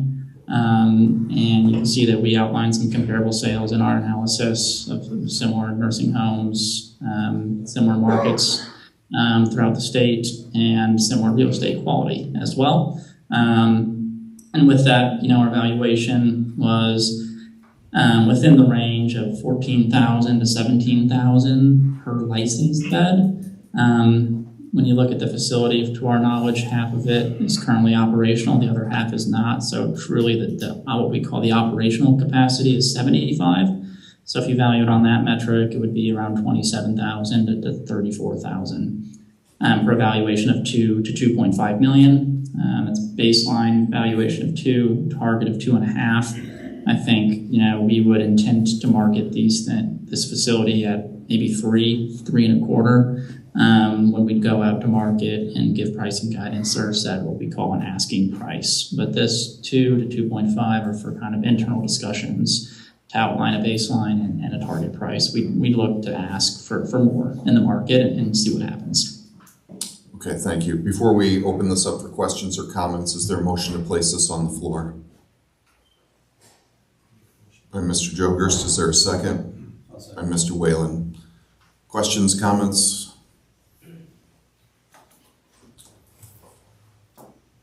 Mr. Whalen, go ahead. Hello. Was it Andrew? Yes, Andrew. Yeah. Thank you, sir. I've been involved in quite a few private sale, company exchanges, and when I look at the EBITDA line on this, I'm scratching my head. What incentive does a private care? Help me understand what incentive somebody that's going to come in and take this over potentially has in doing this with these financials. I'm having a hard time hearing you a little bit. I don't know if it's your microphone. Would you mind repeating the end of that question? Can you hear me better right now? That's better. Yeah. What I was saying was I've been involved in quite a few M&A exchanges over my recent history in the private sector. And when I look at the EBITDA RC that you've got listed here, what incentive does a private company have to even buy this at this point? I mean, would it be better in your professional opinion for us to wait and maybe turn this thing around a little bit more, get it in a better position? Does that really matter in this market? I'm just trying to understand if we move forward with this, how is it going to get marketed and what type of incentive do they have to do this? Yeah, so from our perspective, I think part of it is that they see, investors see an opportunity to kind of build this into a portfolio or a small regional portfolio of other facilities that they have when they have what we call pricing power or buying power with vendors from an expense standpoint. And they have back office support that, all they do is run skilled nursing facilities, and specifically in Illinois. So they know how to manage employee unions, and they know how to manage billing with the state and with Medicaid and Medicare. And they also know how to manage employees, and they have the back office support to do that, hire the right people and retain the right staff to create efficiencies from an operational standpoint and increase quality of care as well, because they have the experience and the financial backing to do so. And just given the physical quality of physical plant, there's value in the real estate as well, and of it being an operating business today. So there's value there. And I think that from just a timing perspective, and it sounds like you asked about waiting, from our perspective, the market's changing. And it's, to be honest with you, it's changed a lot since we spoke in April with some of the board members. Interest rates have gone up tremendously since then, with what we're seeing from a macro level with the Federal Reserve increasing interest rates. Transactions have significantly slowed since then, and just from our experience, from the transactions or the opportunities that we've took to market for sale, really since September 1st, things have looked a lot differently in terms of investment activity, but at the same time, it's still out there and people are still doing deals, and there's a chance that a lot of deals won't be getting done in the next, and I'd say, starting in 2024, 2025, that's when things look really tough. So I think we're advising clients that now, if you're considering it and if you need to, I think it makes a lot of sense to do it now versus waiting. So I guess that's a kind of a long-winded answer, but I wanted to touch on a couple things within that, and I hope it helps. No, sir, I think that makes sense. We're operating one facility, and the economies of scale are a lot different when you tuck that into multiple facilities, and I think that makes a lot of sense. Do you see that as a general trend in the industry? I'm trying to get my hands around this completely and make sure I have all the facts. In terms of nursing homes, throughout this country, is the general trend for this to become more on the for-profit side, having multiple units, having the economies of scale, versus having a lone unit in a county-based structure like we have, would you say? That's correct. We see that all the time, and that's why we have a business and a job, to be honest with you, is to help consolidate this industry. And when the nursing home industry started, 60 years ago, really in the 60s, it's really been all independent owner-operators, whether it be governments or the VA or family businesses. They were all independent, and since then they've really started to consolidate, aggregate, and that's what we do, is help people do that. And you've seen that happen over the past 5, 10, 15 years, and there's going to be more of that since COVID, and with the challenges of COVID and staffing. When you have regional operations and a regional presence, and you can maybe have a director of nursing that oversees 3 or 4 facilities in northern Illinois, or 3 or 4 facilities in southern Wisconsin, they can do a better job than just having one administrator at a building with no boss. So I think the regional focus we're seeing happen everywhere in healthcare real estate across the country.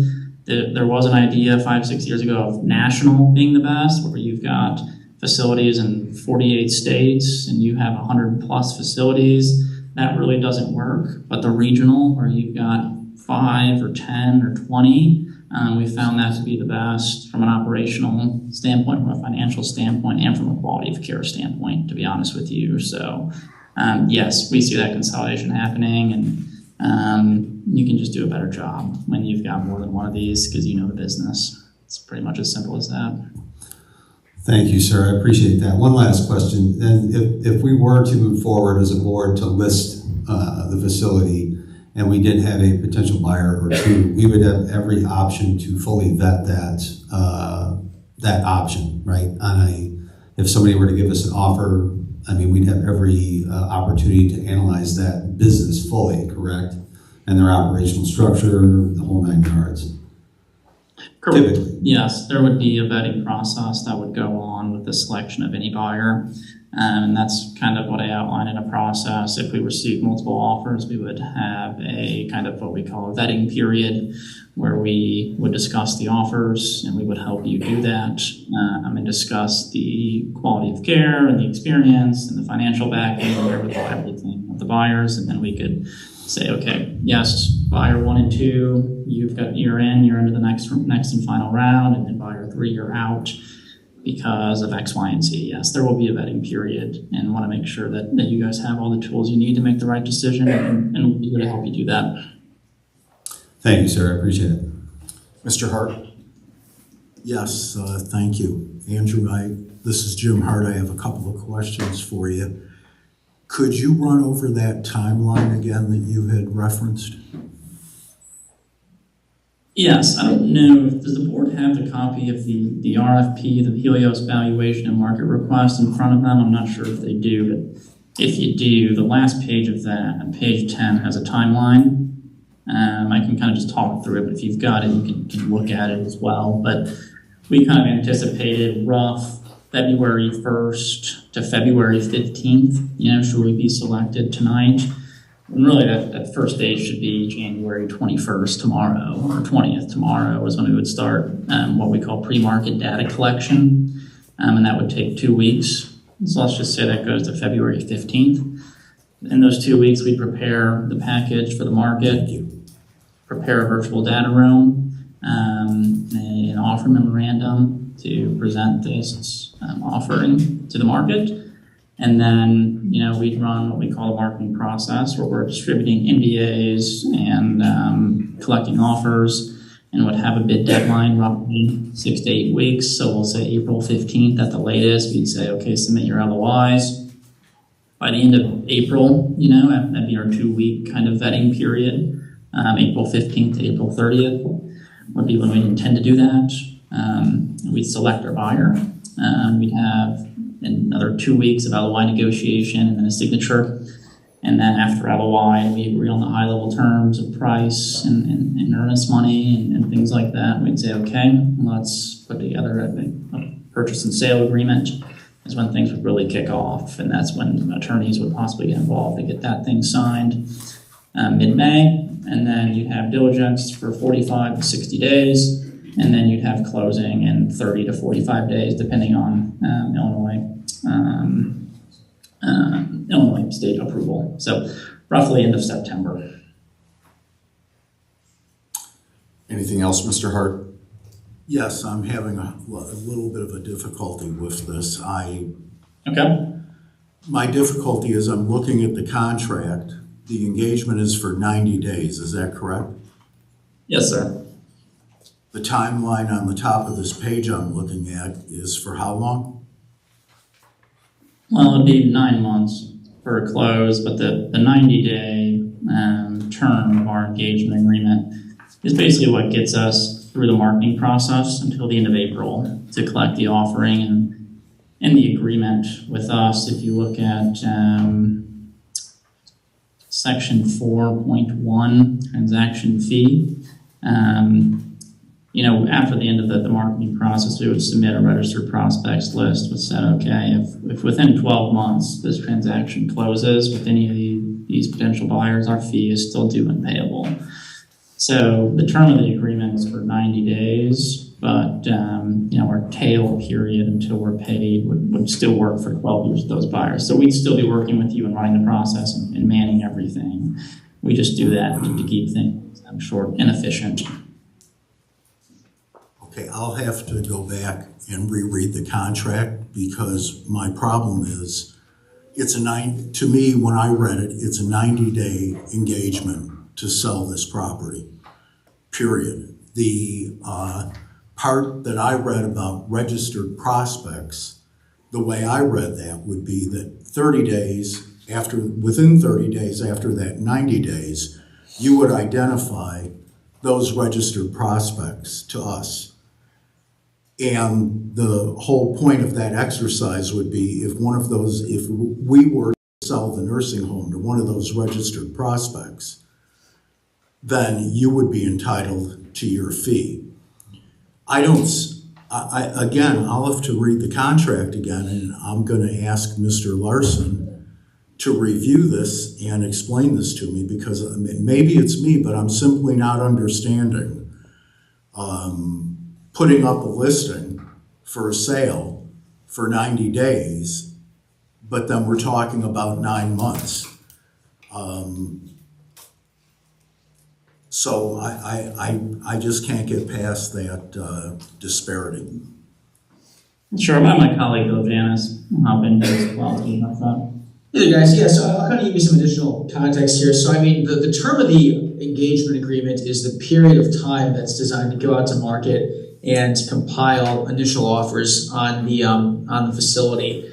And within that time period, after that time period, the term, we have a set period of time to be able to what's called register our prospects. So if the transaction should close with any of the groups that we've spoken with before, or that we've marketed the community, the property to, then we would be entitled to do a fee. I think for what it's worth, yeah, it's possible that the transaction, the whole time frame could go up to that 9-month period. But that's just language for protection on our side to be able to say, well, if it extends anything longer than that, we do have that 12-month tail coverage after the fact to where there's still an entitlement for a fee as the brokerage company to provide our services for the closing of the facility and the closing of the sale. We like to be cautious, right, in this, and it's a big deal to sell and acquire a business like this. There's a lot of staff, there's a lot of residents, there's a lot of contracts, and the diligence time frame takes a long time if you want to do it right. So sometimes these things get extended and take longer than 9 months. So does that answer your question? No, it doesn't answer my question because to me, I still see a 90-day real estate, for lack of a better term. I view it through the lens of a real estate transaction, and I see a 90-day listing. 90 days, that's over. I think what the other gentleman just said is you identify prospects that haven't bought within those 90 days. If they later become buyers, you're entitled to your fee. That's how I'm reading this, and I'm not, you explain what the distinction is to me. I just don't understand that. So is your concern that after the marketing period, if that ends well within 90 days, that we could just add in additional groups at our own kind of discrepancy, or we're just trying to better understand what the concerns are? My concern is that the contract reads it's a 90-day engagement. Mm-hmm. It's like if I were to go sell my house tomorrow and I signed up with a realtor, I would sign up for some period of time. Let's say it's 90 days. That realtor sells my home within those 90 days, or all bets are off. That contract is complete. The registered prospects, I understand. If that realtor came to me and said, Jim, I have these 6 people that are looking, that I've identified, that are still interested, but I didn't close, if that happens in the next 12 months, I'd like my commission. If that were part of the contract that I agreed to, that would be fine. That would obviously be unusual in those circumstances. Maybe in your business, in your circumstances, that's not unusual. Am I making myself clear as to what my concern is?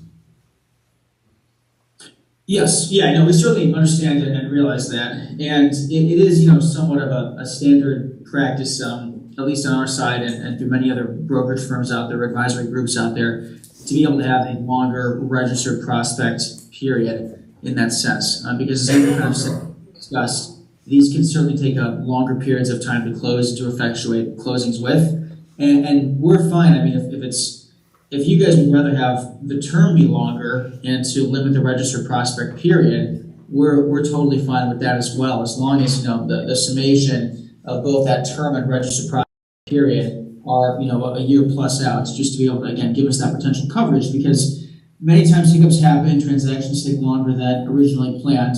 Many times they go faster, which would be great in this situation, but just in case, that is coverage on our side to where if we fall outside of our tail period, then there is coverage that you guys would still have an obligation to pay us for the services that we offered and bring in negotiating the contract and the deal to the table. And I think, we kind of look at the term, that period, as where we add the most amount of value as the broker, as the advisor, because once the letter of intent is executed, we're still certainly involved and we're available and we want to be involved throughout the process. But at that point, a lot of the conversations are deferred to the attorneys and negotiating the purchase and sale contract, which would be, after that term, and originally the term of the engagement. So, we really see ourselves having the most amount of value in being able to make the market of buyers, create the pool of buyers during that term, that period. And that's kind of why it's set up that way, because we think, anything outside of that window, we'll still be involved, obviously, but it's not like our involvement, I guess, is largely on the front end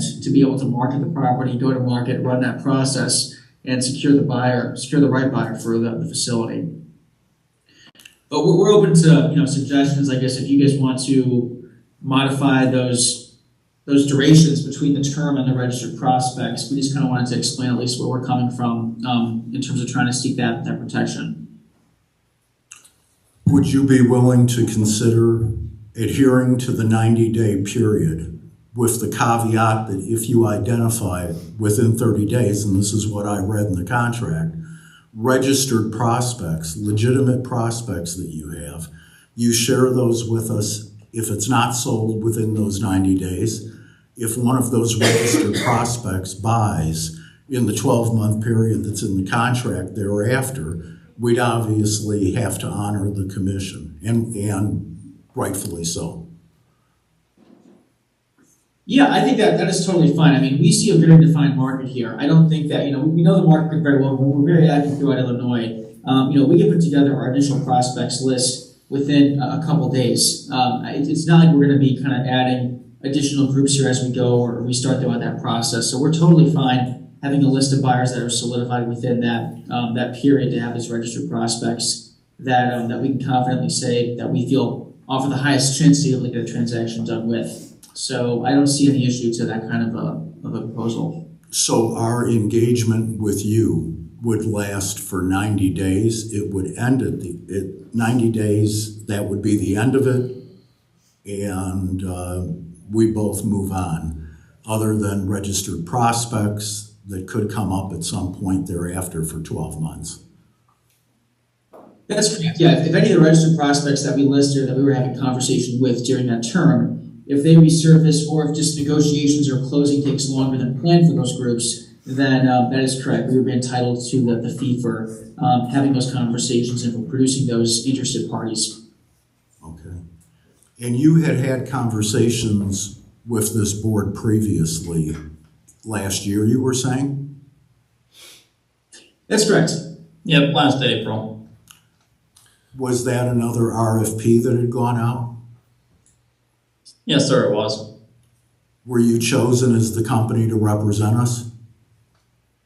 We were the one company chosen to present. The board was a close. Last year. Yes, that's right. Last year, we were not ultimately selected. No, the county kept the facility. Okay, so you were not chosen to represent us last year, another company was? No, sir, nobody was selected to sell the facility last no year. one was selected to sell.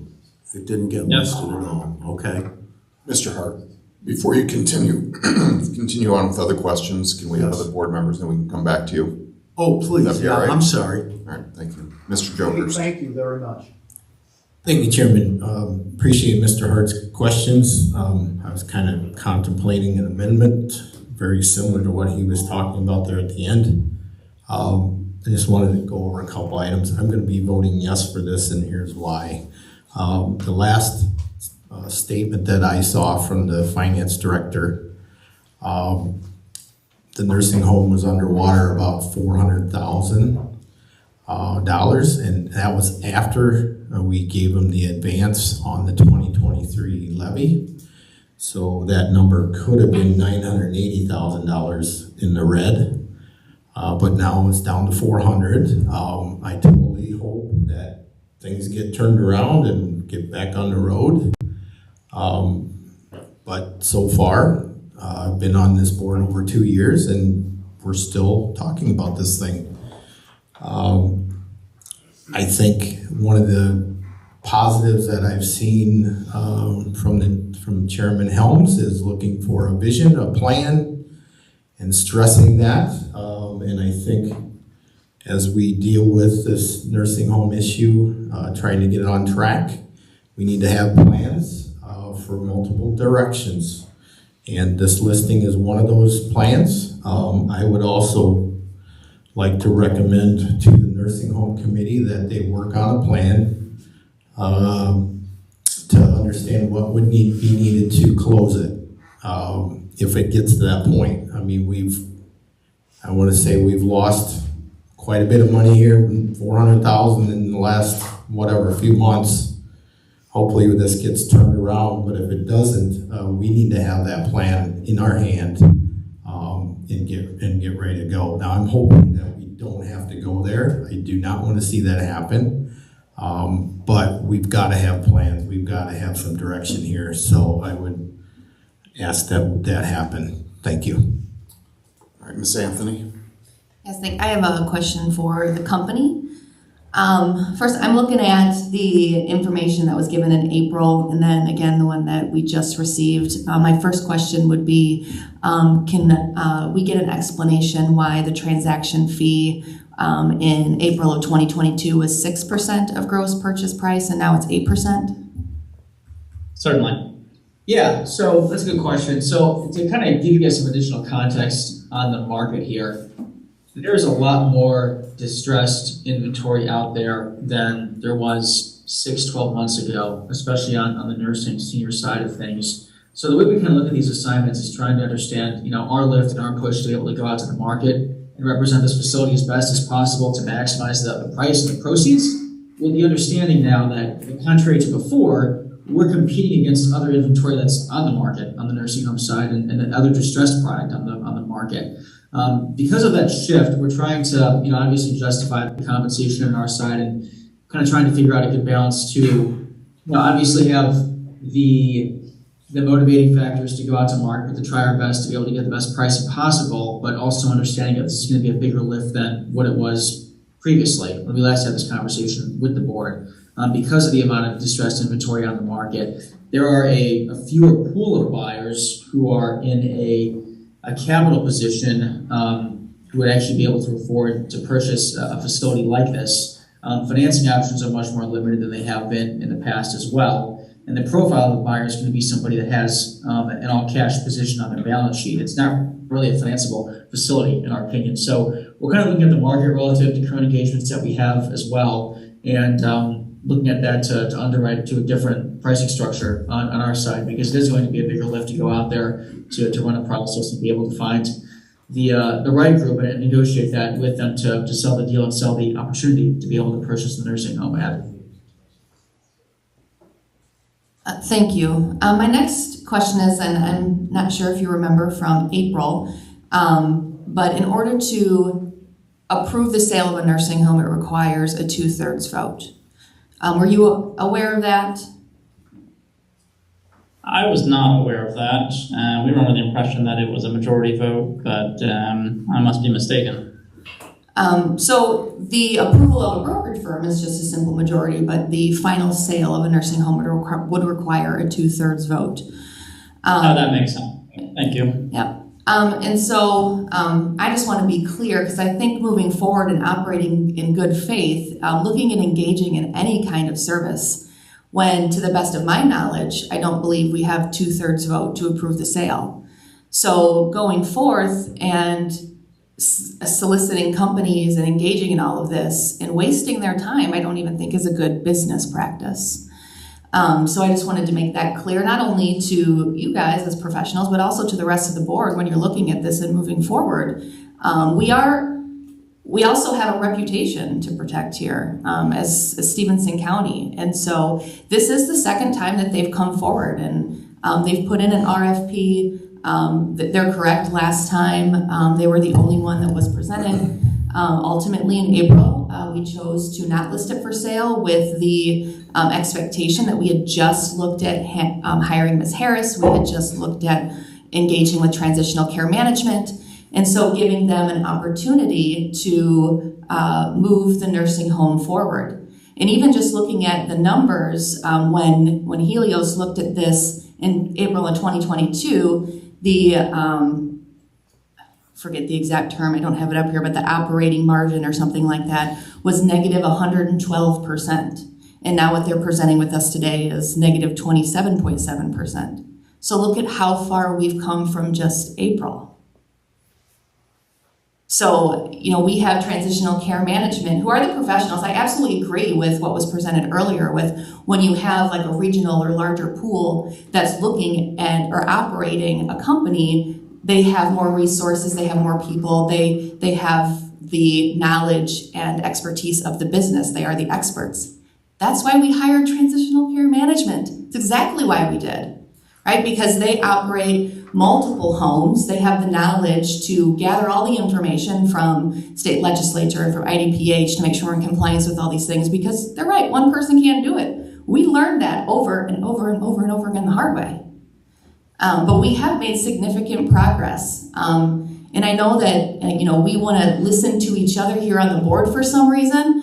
I speak, but when I speak, I'm giving information that transitional care management gives me or that Shannon Harris gives me, because they are the experts in the industry. We keep saying over and over and over again that we are not equipped to run a nursing home. You're right.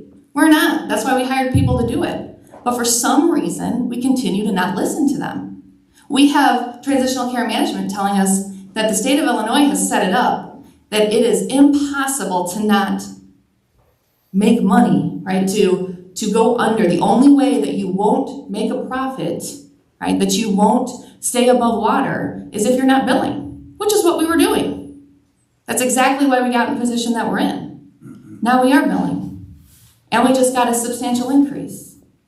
So we're looking forward to all of these things.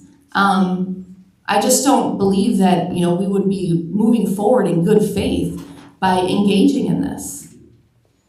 Thank you. Mr. Bush. Well, just back up what Casey's saying, and I think I mentioned it before. I mean, to sell it, you have to have 2/3 vote, and you don't have it. And then plus also too, in the resolution that we signed, that you guys approved, if it didn't, even though it didn't pay it on time, but we did pay it. So therefore, I don't see why we even entertaining, even looking at it. I mean, I understand about talking about it, but at the same time too, we, as Casey mentioned, that we hired a management company. We got a good executive administrator that's really turning things around. Now, at the nursing home committee, you mentioned about the $400,000 that's still behind. From what the management company, I could be wrong, saying by this time next in April or March and April sometime, that hopefully that will be wiped out. So I just think that we still have time to give them to do what they need to do. But however, to sell this, you don't have it. So I think we're just wasting our time with this. Anything else, Mr. Bush? Mr. Jogers? Thank you, Chairman. If I get my numbers correct, $980,000 deficit at the end of last year. That's not much of a turnaround. I want to ask the state's attorney a question. Do we need 2/3 vote to close this thing? If they Sell could, the nursing home to or close it. Oh, yes. We do need 2/3 there. So, like I said, I'm hoping things turn around in April or by April and we're off, everything's wonderful and all that. But like I said, I've been hanging around here for over 2 years and I'm not seeing it yet. So, I'm going to vote yes on this. Thank you. And that is our concern as well, is that we can acknowledge that the management company seems to be doing a good job and a better job. At the same time, after they were put in the building, there still was the need for the loan from the other department in the county. And continuously, the operating margin is slightly improving, but there's still a significant deficit and loss taking place. And that if it continues, and seeing what we see every day on the staffing front and with inflation, there's been some good readings on inflation lately, but labor is different, especially caregivers. These wages continue to go up, and the feasibility of operating the home with only 45 to 50 people in it, I don't know how long that will continue. And if that happens and the facility closes or gets delicensed or whatever happens, the value will be all but naught. And then we're looking at displacement of residents, and then it's just a very messy situation I don't think anybody wants to be in. So I'll just put that out there to answer some of those first two questions and reiterate what Mr. George just brought up. Anything else, Mr. Jokers? Mrs. DeMeester? So it takes 2/3 vote to sell it, you said. Yes. I'm for selling it, but you also said it's 2/3 for shutting it down. Correct. Okay, I'm for shutting it down too. All right, thanks. Anything else, Mrs. DeMeester? Mr. Whalen? I think it's very interesting having been a part of the Nursing Center Committee thus far since joining the board. I think it's a difficult proposition at best. You have one home, you have a limited number of beds in that home, and no matter how much we want it to be successful, just from a pure business standpoint, the market it's in, it's a difficult proposition, folks. I mean, you got to face that. Now, I don't beseech Shannon or our management company and the folks that want to keep it going, anything. I want what's best for the folks that are there and that need care. I mean, I think I've told most of the folks here, I've been through this the last couple of years with a for-pay entity that I've had to deal with, and very successful. Both my grandparents are very happy there. One, I don't think really knows that, but he seems happy. But when I hear things like economies of scale, things of that nature that can benefit the people that are there, right? And ultimately, I hope that's what we're all about. This isn't a fight about what we want or don't want for whatever reason, just because we got a D and an R next to our name. It's what's going to be best for the folks. So ultimately, if that's what we're all about, that's where I'm sitting. However, one of the other things I heard the other night that I didn't know, I'll just share two other things. One I shared a month ago, I want to reiterate. I keep getting notes saying, none of these other places will take Medicaid people. It's the only place these folks could go. That's just simply not true. I've talked to the administrators of these other institutions in Stephenson County, and they will take folks on Medicaid, Medicare. There's other availability there. Now, we can debate how difficult it is to go there versus our facility at the county level or not. That's another story. But the other thing that I heard is we are one of, 7 or 8 left in the entire state of Illinois. Out of 100 and some counties, 102 counties, there's 7 or 8 of these left. And I can tell you why that is. It's not because people don't care about people. It's not because I hate somebody or I don't know what's best for the people of this county. It's just sheer economics, folks, at the end of the day. It's not because we don't care about anybody. It's what's going to be best for these folks, ultimately. And the more I get into this, the more I look at the business side of it, the more I look at the people side of it, I do think it's going to be best for those folks. Irregardless of whether we have the votes or not, you know, maybe this is a great contingency plan. Maybe we get out 2 months from now and maybe we haven't seen this improvement in the revenue stream.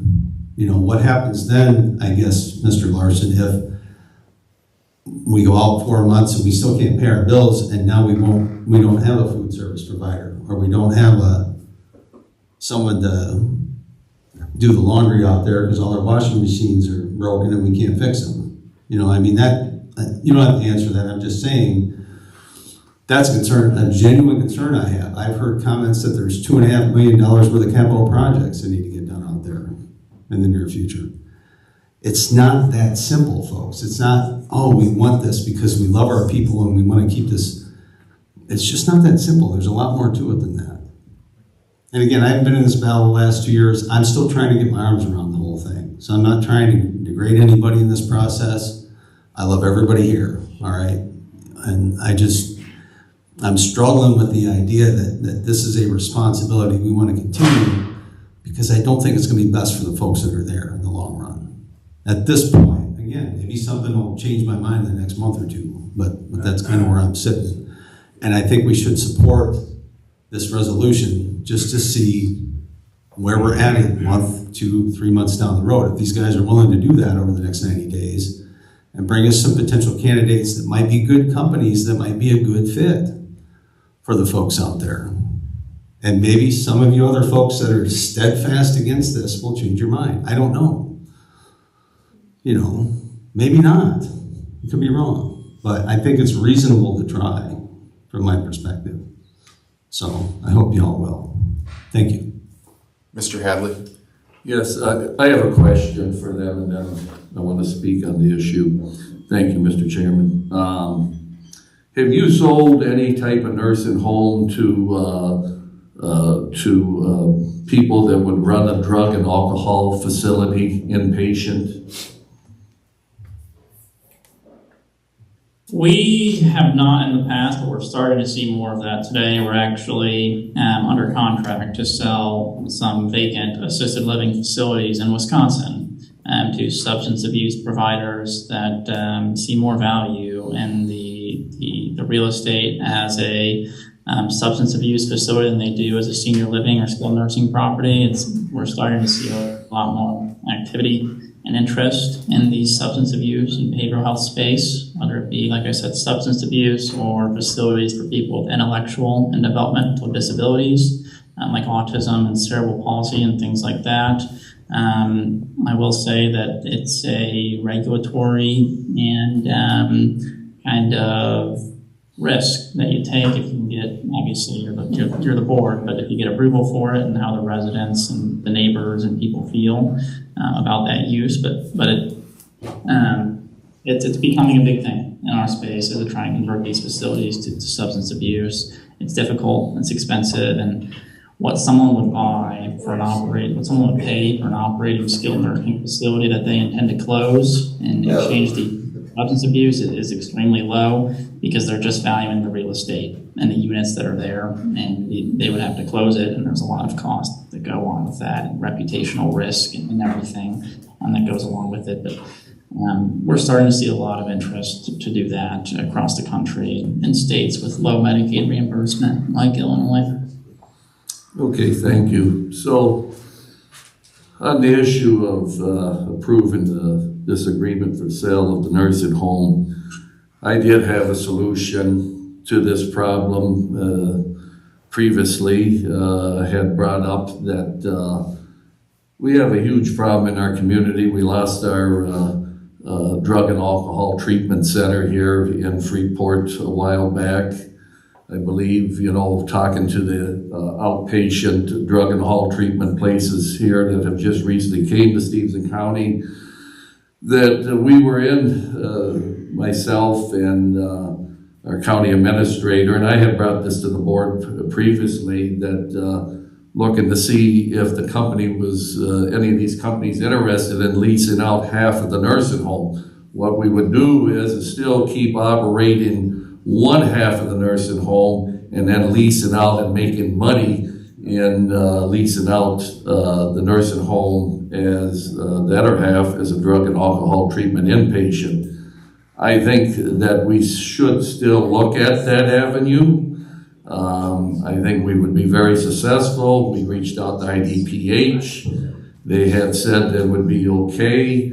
My plan was that we would take one end of the nursing home and turn it into drug and alcohol treatment and lease it, and that we could share the kitchen facility where there would only, IDPH said there would have to be a private entrance, that they could move the food out, take it down, take it into the private entrance of the drug and alcohol treatment center. So I'm going to be voting no on the sale of the nursing home, because I still want to give our management company a chance to work things out, and our new county nursing home administrator is doing an excellent job.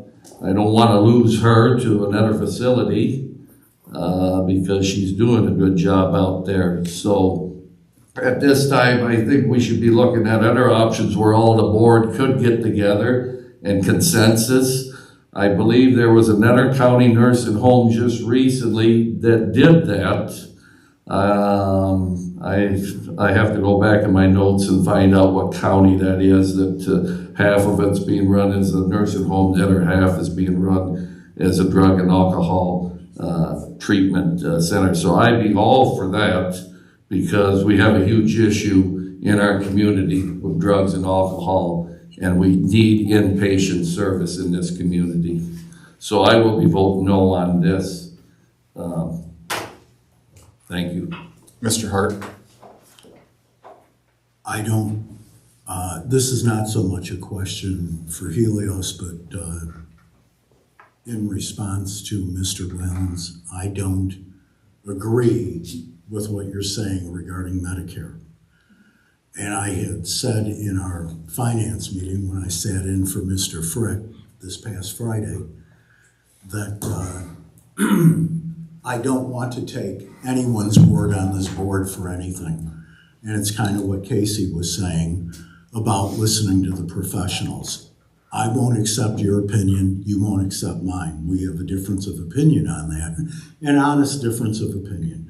And I have not talked to anyone on this board that doesn't want to find the right solution to this. Anybody. So I'm encouraged that we're working together. What I'd like to see is some more education from some objective, intelligent, experienced people in this that are experts. I'd like to see more interaction from TCM in terms of educating all of us. I want to know the answer to the question that you and I are debating, because I'm not sure either one of us is qualified to really have an opinion that everybody here should accept. So I would like some help from TCM, and I'm putting that out there right now, to send us all some information or packets regarding what the advantages are to our people in Stephenson County in the context of having a not-for-profit nursing home that is accepting of Medicare, and when we get up to our 3 stars, VA, and all of those people and how it's done. Because for-profit nursing homes will advertise Medicaid, they will accept some Medicaid, they limit that, whereas I don't believe that a not-for-profit county home does.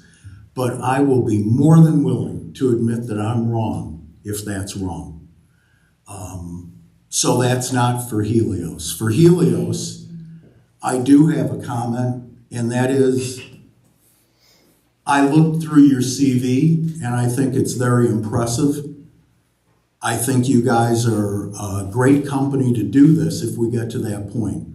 I think we're a long ways from that point in the context of giving TCM and our new administrator the opportunity that we have said that we would give them.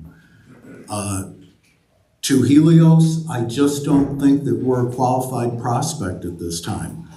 And to go back to what Ms. Anthony was saying, I just hate to see a professional organization come in and not have us be in a position to actually consummate a sale. I don't want to see you guys, for lack of a more delicate term, piss into the wind on this. Those of us that have been in business realize how expensive this kind of undertaking is. This is a lot of your time, energy, talent, and expense. I don't want to abuse that. And I think at this juncture, that's exactly what we'd be doing. I am not prepared to vote to sell the nursing home. I will not vote to sell this nursing home until we've given TCM adequate time. I think we owe them the rest of this year. That's my opinion. I'm a no vote. Thank you. Mr. Copley. If I could ask Mr. Hadley a couple questions of his comments. Sure. Mr. Hadley, I had kind of the same kind of idea about mental health part, dividing the nursing home in half. Did you reach out to Rosecrans or any other agency and see if they're receptive of it? Yes, we reached out to Rosecrans, and they said since they came in here in a presence with outpatient service, they wanted to get their foot in the door first, and that they would look at the idea that I presented to them. We have never got, then there's been a change of the guard, and I believe that we should approach them again, or approach, I believe there's another new group that just came into town, another drug and alcohol treatment. Can you help me, Mr. Diddens, on that? Epic? Is it Epic? Yeah, I believe so. Yeah. So, I mean, Schools. pardon me? They're in the schools now. Oh, okay. Well, I know there was, before I left, Ms. Newcomer said that there was another agency coming in. We could reach out to probation. She probably would know the director down there, Dr. McGee. But I had mentioned that to Dr. McGee too, and she thought that would be a good idea, having inpatient treatment, Do you know if there'd be kind of any liability issues? Well, that would be up to our liability company. I mean, this is all in early stages. I mean, this, nobody really wanted to run with it at the time. I was open-minded. I would be a huge supporter of this, because if we can't get the census back up at the nursing home, at least we could have the census up to the point where it fills up half the nursing home. And then we give the citizens of Stephenson County a huge benefit of leasing out the other half to drug and alcohol, inpatient treatment, and mental health. I agree with you. Mental health is a huge issue. I mean, my 30 years in with the Department of Corrections, we were warehousing mental health patients when they should have been in a mental health facility. That I've urged over and over, the governor needs to start opening up mental health facilities. So we can be a solution here in Stephenson County of helping the problem too, and I think our sheriff would back this, law enforcement would back this. It would be a huge help to our community. So I think we should still look down in that avenue and use all our resources. All right, thank you. Mr. Copeland, I will tell you that the administrator and I have talked to the liability company about that. They would have concerns, just as they do with operating a nursing home. It's not impossible, but it would be increased liability to the county. You would also have to apply to IDPH for approval to modify the building in that way, and you would have to physically modify the building and close it off to the residents of the nursing home, so they cannot commingle. There would be added expense to that. I would also encourage reach out to TCM and see how that would fit into their model for success at the nursing home. I'm not suggesting it's not an appropriate answer, but for 2 years we've been talking about this, and I've never seen an action item come forth through nursing or the county board to put half the facility in for this type of care, which again, it's needed, but we haven't done anything for 2 years on it, and we can, but there is a process. It's not as simple as just engaging another company to come in and open the doors to that type of business. Question. What, I know we're looking at moving all the county offices down there, and what's the cost, like 2.5 million? I'm not aware of that. I'm not aware of the cost. I have no idea what it'd be. It'd be the same situation though. If you move the offices down there, but you still maintain that as a nursing home, you have to do major construction to block that off where there cannot be commingling. Those offices for the county are public, meaning anybody can walk in at any time. And that is not a good thing for a nursing home to have just anyone randomly walking through. Thank you. Okay. Mr. Whalen. Yeah, I would just say, Mr. Hart, I do offer an opinion with a very educated opinion over the last couple of years. I would say that, but you know, in addition, it's just a difficult proposition all the way around. You know, it really is. So I'm hopeful that everybody can take the emotion out of it, right? And just look at the facts and what's going to be best for the folks long term, no matter what we do here, right? I mean, that's ultimately what we want. Mr. Newton. Mr. Chairman, I was going to call for a motion to end discussion, but unless there's a real reason, Mr. Hart, I'm going to ask for that motion. Then are you? I'm going to remove my name. To call the question. I don't think I need to on the last one on the list. I was trying to be courteous, so I withdraw that. Thank you. Is there anyone else that would like to speak to this? Seeing. We would like to make, I guess, one last point in discussion and echo what Mr. Whalen said.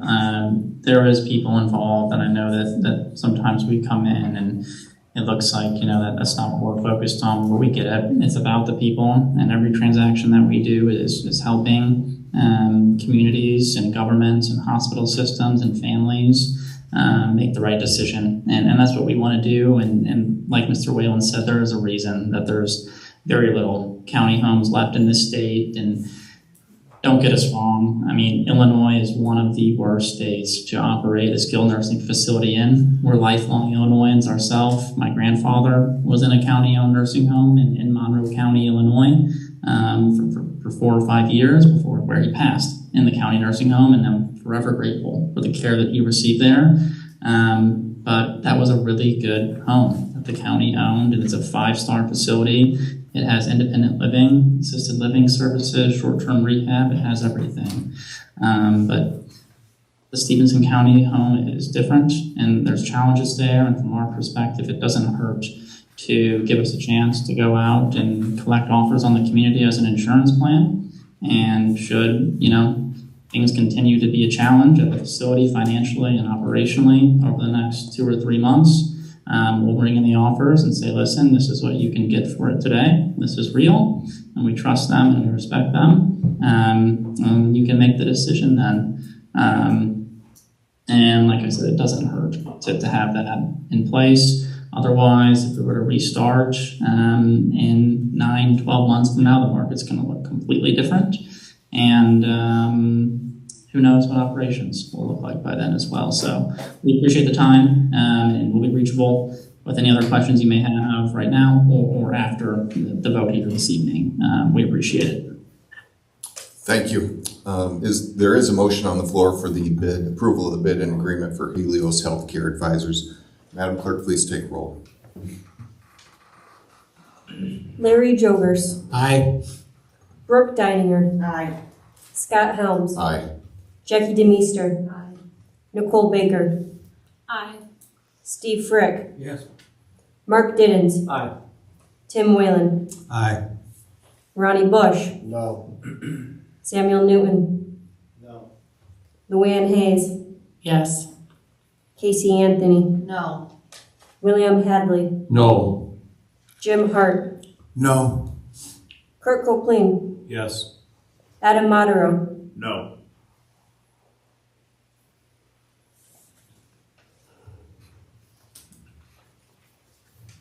Ten A, 6 nay. Okay, that passes.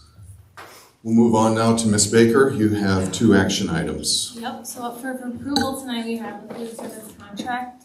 This is the same contract that was approved last month for Healthcare Service Group. We had to make a few changes in dates and adjustments. And it was sent, the revised was sent to Mr. Larson. I make a motion to approve this food service contract. Okay, there's a motion to approve. Is there a second by Mr. Whalen? Discussion. Seeing none, all those in favor, please say aye. Aye. Any opposed? Ms. Baker, your next item, please. Next up, we have approval of a therapy bid. Health Pro Heritage was a preferred vendor.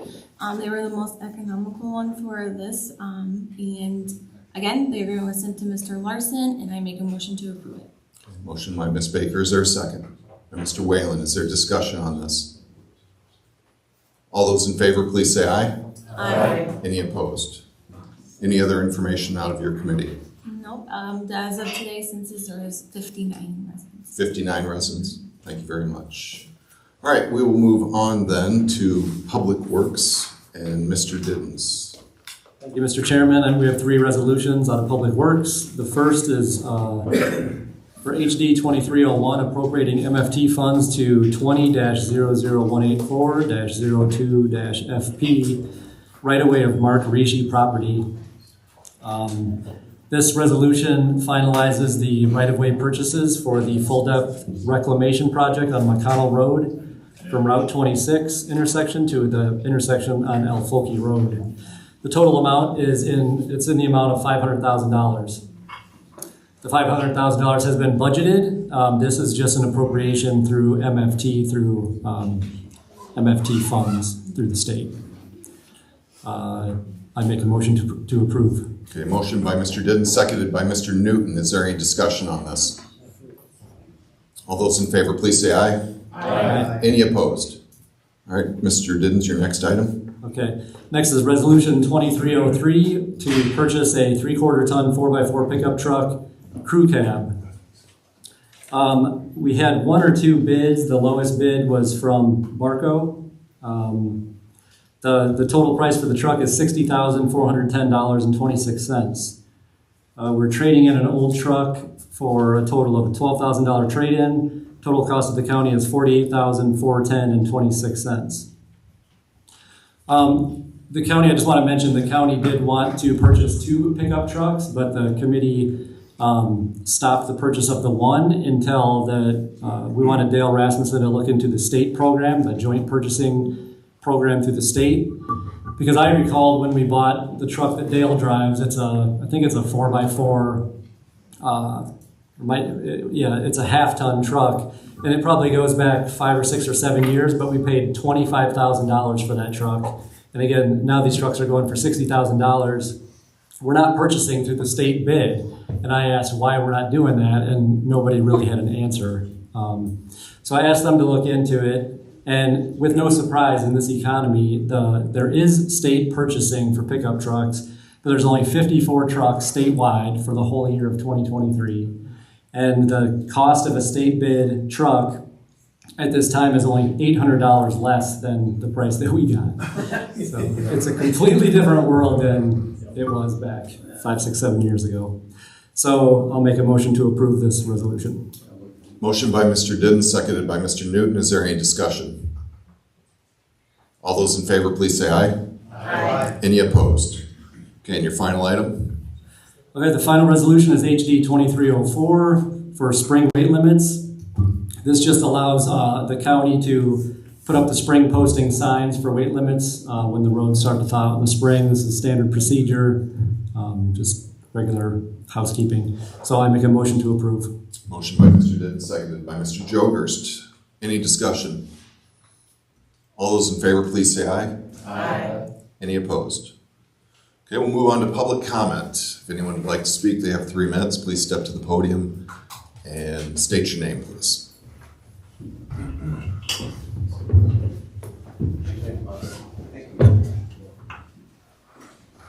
Hi, everyone.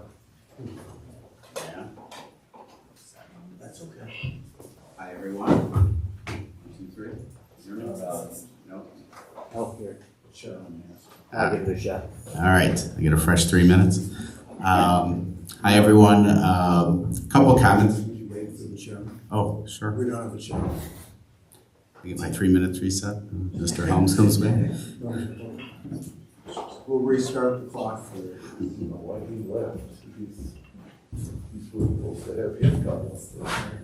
You have 3 minutes. Okay. All right. I wanted to, number one, thank Mr. Hart for some of his comments here. We would, at TCM and Ms. Harris, would love, and I don't know what can be put on a board meeting and what can't, but we would love to do an educational session.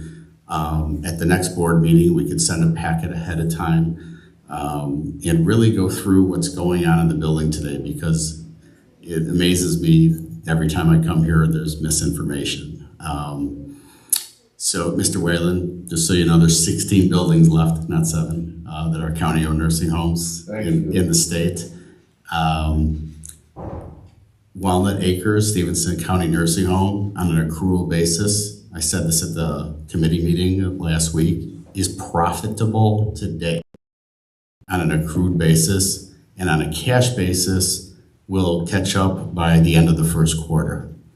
And so not only is it in a different position, it's in an unbelievably different position than we've talked about in prior meetings.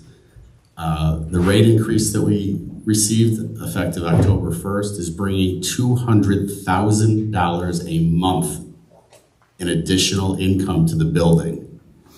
So we are in a whole different stratosphere right now than we've been in the past. So I urge everyone to allow us to make a presentation at the next board meeting, or somehow where everyone can either be present or be involved. We would love to do that. If we can do it in front of everyone at the next board meeting, that'd be great. And Mr. Helms, we said we'd send out a packet ahead of time for people to look at, and it'll be all the current information that's revolving around Stephenson County Nursing Home. What else was there? Census today is 59, and we've been creeping up day after day. Let's all just keep an eye on it after the vote tonight. We'll see where it goes. It makes it really tough to keep the census up, but I've said it before, I'll say it again. I'd say it to Helios if they're still here, because they don't seem to be educated on county-owned not-for-profit nursing homes.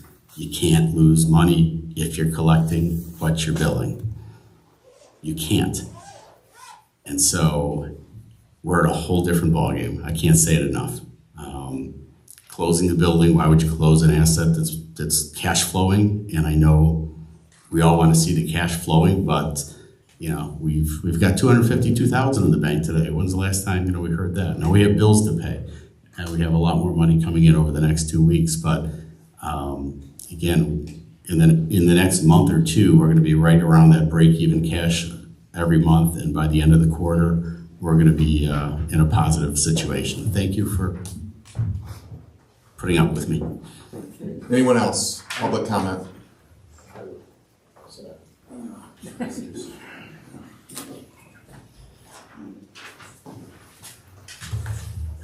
Hi, Ed Klein again. I want to certainly these great comments. And what I really worry about is the losing the census. If you had a business you were running, manufacturing product, and the general public found out you were going to sell the business, your orders would go down. That is a fact in business. And what we're doing, what you just did, you people voted to advertise this, you are absolutely going to put the census down. And I don't know how you can say you want the nursing home to succeed when you're shooting yourself in the foot every time. But that's your deal. This bill that you guys are so upset about with assault weapons is, I don't have enough time to really go into it. However, this is by the National Shooting Sports Foundation, who is a trade organization. There's now, in 2020, 20 million assault rifles in the country. There are over 300 million firearms. And I'm sure it's way over that because a lot of people don't register them. We have a population of just over around 300 million. We have the most guns of anybody on the planet. We have this gun fetish, and somehow, whenever it comes up that we need to look at that and examine it for the good of the people, everybody gets upset. Oh my God, the government's going to come and take our guns. An assault weapon is what we're addressing today. Those are military weapons. I hope you all know that there is some gun control that is constitutional. You cannot buy a machine gun. You cannot buy a silencer. You cannot possess a sawed-off shotgun. Nobody complains about that. Everybody realizes, probably shouldn't have those. I don't know what the purpose of an assault weapon is, except to kill people. That is the purpose. If you use that for hunting, those bullets tear flesh to where if you're going to use that for meat, you've really kicked yourself in the ass. And there's so many other guns you can use. You do not need an assault weapon in order to hunt. That's just the truth. So I really wish we'd think about that. I wish there would be a national conversation to say how many guns is enough. How can we possibly think that that's acceptable when we are so far over every other country on the planet? And I think our government is good. At the end of the day, I don't think we have to worry about they're going to come and shoot us all. So everybody's got to have a gun. And besides that, do you know how the U.S. military is? Just because we have a weapon at home doesn't mean we can fight the U.S. military. Sorry. Thank you, Mr. Klein. Your 3 minutes are up. Thank you. You're welcome. Anyone else for public comment? Any new business? Jim? The tablets. So the tablets are here after the meeting. If you would like to get with the IT director, I believe at some point you're going to have an acceptable use document for everyone to sign so that and that is simply just so that it's used for government purposes since it's a government-owned tablet. Any other new business? All right, is there a motion to adjourn? So moved. And Mr. Bush, is there a second? Mr. Diddens, all those in favor, please say aye. Aye. Any opposed? Thank you.